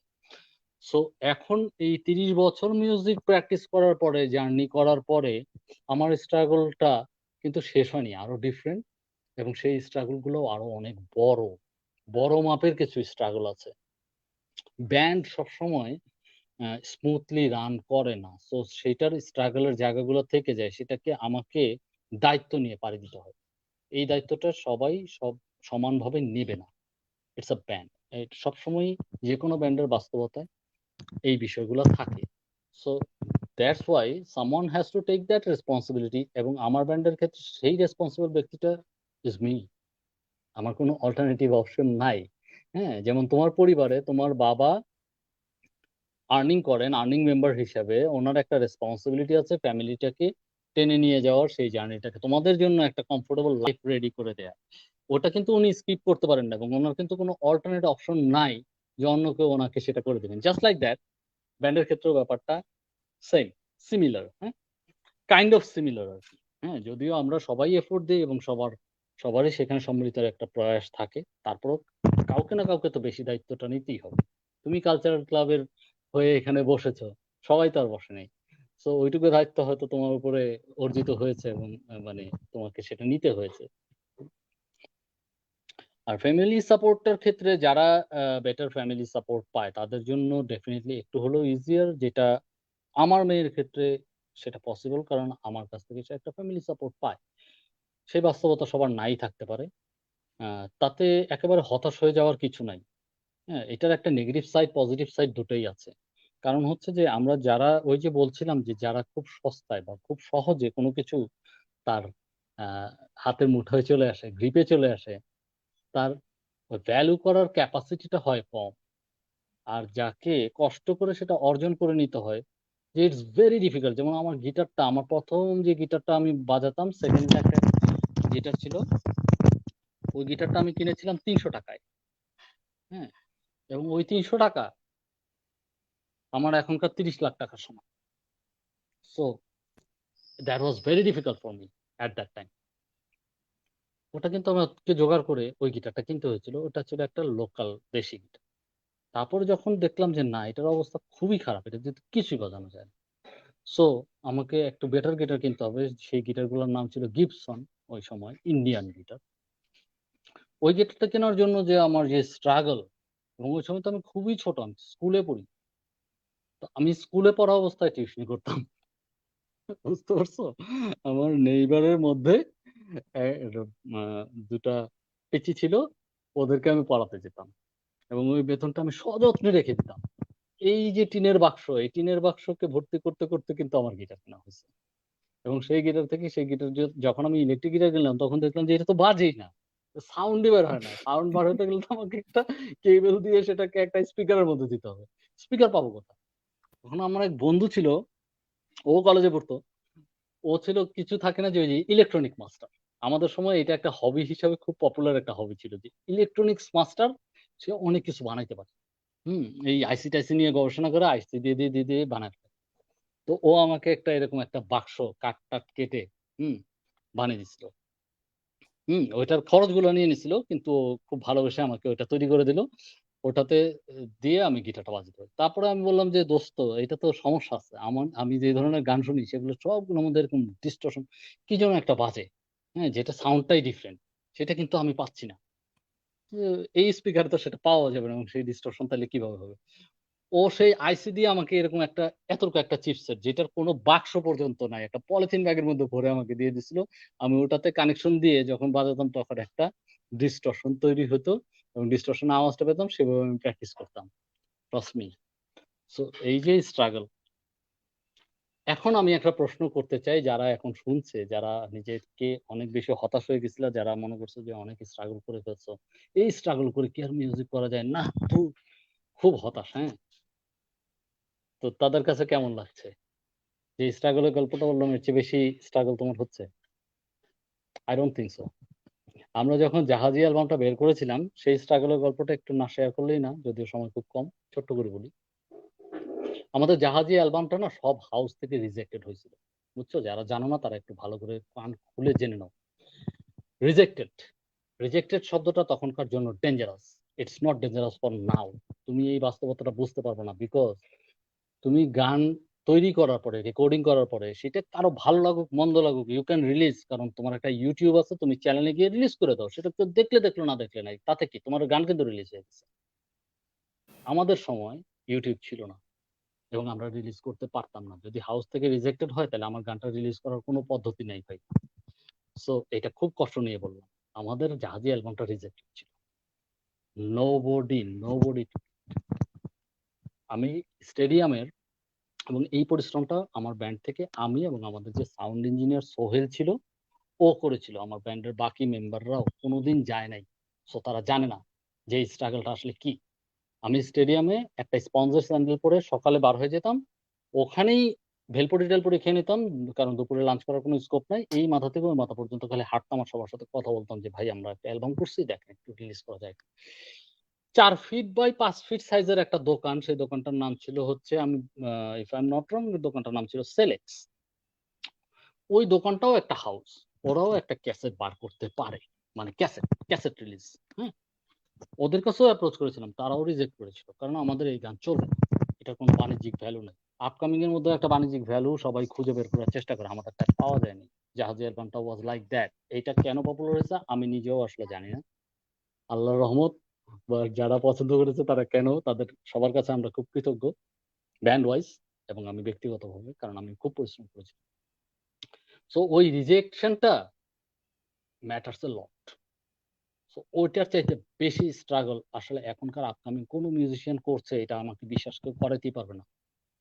এটা লজিক্যাল হবে না। বিকজ এই পদ্ধতিতে অন্তত তোমার আছে যে ইউ ক্যান রিলিজ। আমাদের রিলিজ করার উপায় ছিল না। সো আমরা একটা হাউস ক্রিয়েট করে নিয়ে, যেটাকে অলমোস্ট লাইক যে তোমার এখন মোবাইল ফোন নাই বা মোবাইল ফোনের নেটওয়ার্ক নাই, তাই তুমি একটা গ্রামীণ ফোনের মতো একটা কোম্পানি দিয়ে নিলা। তারপর তুমি মোবাইলটা ব্যবহার করা শুরু করলা। We did that. আমরা একটা কোম্পানি বানিয়ে নিয়ে তারপরে আমাদের অ্যালবামটা রিলিজ করেছিলাম এবং পরবর্তীতে যখন অ্যালবামটা দেখা গেল যে না, ইটস গোইং গুড, তখন কিন্তু কারো আগ্রহের আর অভাব হয় নাই। যে সিরিজের মতো একটা হাউস দৌড়ে এসে আমাদের অ্যালবামটা নিয়ে নেওয়ার ব্যাপারে খুব আগ্রহ প্রকাশ করলো এবং উই ওয়ার ভেরি হ্যাপি, কারণ আমরা বিগিনার। আমরা যখন 3টা অ্যালবামের চুক্তি ওদের সাথে একত্রে করতে পারছি, that was a celebration for us, এবং আমরা সেটা সেলিব্রেট করেছিলাম, স্টারে গিয়ে কাছে খেয়েছি। সো জাহাজি 2005 সালে সেকেন্ড টাইম রিলিজ হয় জি সিরিজ থেকে। এটা 2004 সালে আমরা নিজেরা হাউস বানিয়ে নিয়ে ওই র্যাবিট কমিউনিকেশনস নামে সেখান থেকে রিলিজ করেছিলাম। That was my senior friend Sagir ভাই, সগির মোস্তফা। ওনার হাউস ছিল, আমি ওনাকে রিকোয়েস্ট করে হাতে পায়ে ধরে এটা তৈরি করেছিলাম, এবং উনি আমাদের 2টা গানের মিউজিক ভিডিও পর্যন্ত বানানোর ব্যাপারে সহযোগিতা করেছিলেন। হ্যাঁ, এবং তখন আমি এটা নিয়ে অনেক দৌড়েছিলাম এবং সেটা যে ব্যয় ছিল সেই ব্যয় ভারটাও বহন করেছিলাম। That is a reality, cruel reality that you need to know guys. যারা অনেক স্ট্রাগল নিয়ে অনেক বেশি হতাশ হয়ে যাচ্ছে, প্লিজ ডু নট হতাশ হওয়ার, ডিসঅ্যাপয়েন্টেড হওয়ার কিচ্ছু নাই। If you are capable enough এবং if you believe in yourself, যদি কনফিডেন্সটা থাকে, যদি আত্মসম্মান থাকে, তুমি সফল হবা।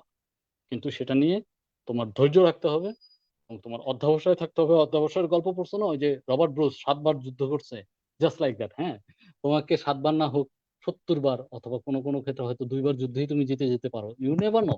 So give it a try. তুমি ট্রাই না করে যদি তুমি বলো যে আই ফেইল, তাহলে তোমার মতো তোমার প্রতি আমার শ্রদ্ধাবোধই থাকবে না। তুমি তো ট্রাই করো নাই, তুমি ফেল করছো বলতেছো কিভাবে? তুমি ট্রাই করো, তারপর তুমি বলো যে আমি ট্রাই করছিলাম কিন্তু আমি ফেল করছি। এটা হচ্ছে আমার নীতি, এবং আই ডু ইট মাইসেলফ। আরেকজনকেও আমি সেই কথাটাই বলি যে ভাই তুমি এটা করে দেখো, না পারলে তারপর তুমি বলো। So that's it. কালচারাল ক্লাবকে অনেক অনেক শুভেচ্ছা। I have found something to be proud of, এবং I am proud to be a Notredamian as well, just like you guys. Cultural club তৈরি করেছো, আমার সবচাইতে ভালো লেগেছে আজকের এই যে বোরিং আলোচনাটা। যারা এখন পর্যন্ত ঘুমিয়ে না গিয়েও শুনেছো, তাদেরকে অনেক ধন্যবাদ। Thank you very much for being with us. আর যারা এই যে ছোটখাটো একটু করে পারফরমেন্স করলো এবং সবই মৌলিক, রাদার দেন লাস্ট, মানে just apart from last one, that was a cover, এবং সেটাও খুব চমৎকার। Thank you. এই যে চমৎকার আয়োজনটা, এই যে মিউজিশিয়ানদের একটা সবাইকে গ্যাদার করার চেষ্টা বা কিছু কথা তাদের সাথে শেয়ার করতে পারার সুযোগ, I am very happy and it's my pleasure to be a part of your event. Thank you very much. সবাইকে শুভেচ্ছা। Thank you. আনাপ, অসংখ্য ধন্যবাদ জিয়া ভাই আপনাকে, আপনার ব্যস্ত সময়ের মধ্যে আমাদেরকে কিছু সময় দেওয়ার জন্য। আমরা আসলে খুবই অনার। সেই সাথে বলতে চাই, আমাদের পিছে কাজ করেছে রেশাদুল ইসলাম, সৌভিক রড্রিগেজ এবং আজহারুল ইসলাম, তাদেরকেও অসংখ্য ধন্যবাদ। খুব সুন্দরভাবে তারা পিছে ম্যানেজ করেছে। আপনাদের সবাইকে বলে রাখি, আপনাদের জন্য আমরা আবার ফিরে আসবো আগামী শনিবারে ঠিক 8:30টায়। তো বাসায় থাকবেন, সুস্থ থাকবেন। আজকে এখানেই শেষ করছি। সবাই সুস্থ থাকুন। Thank you guys.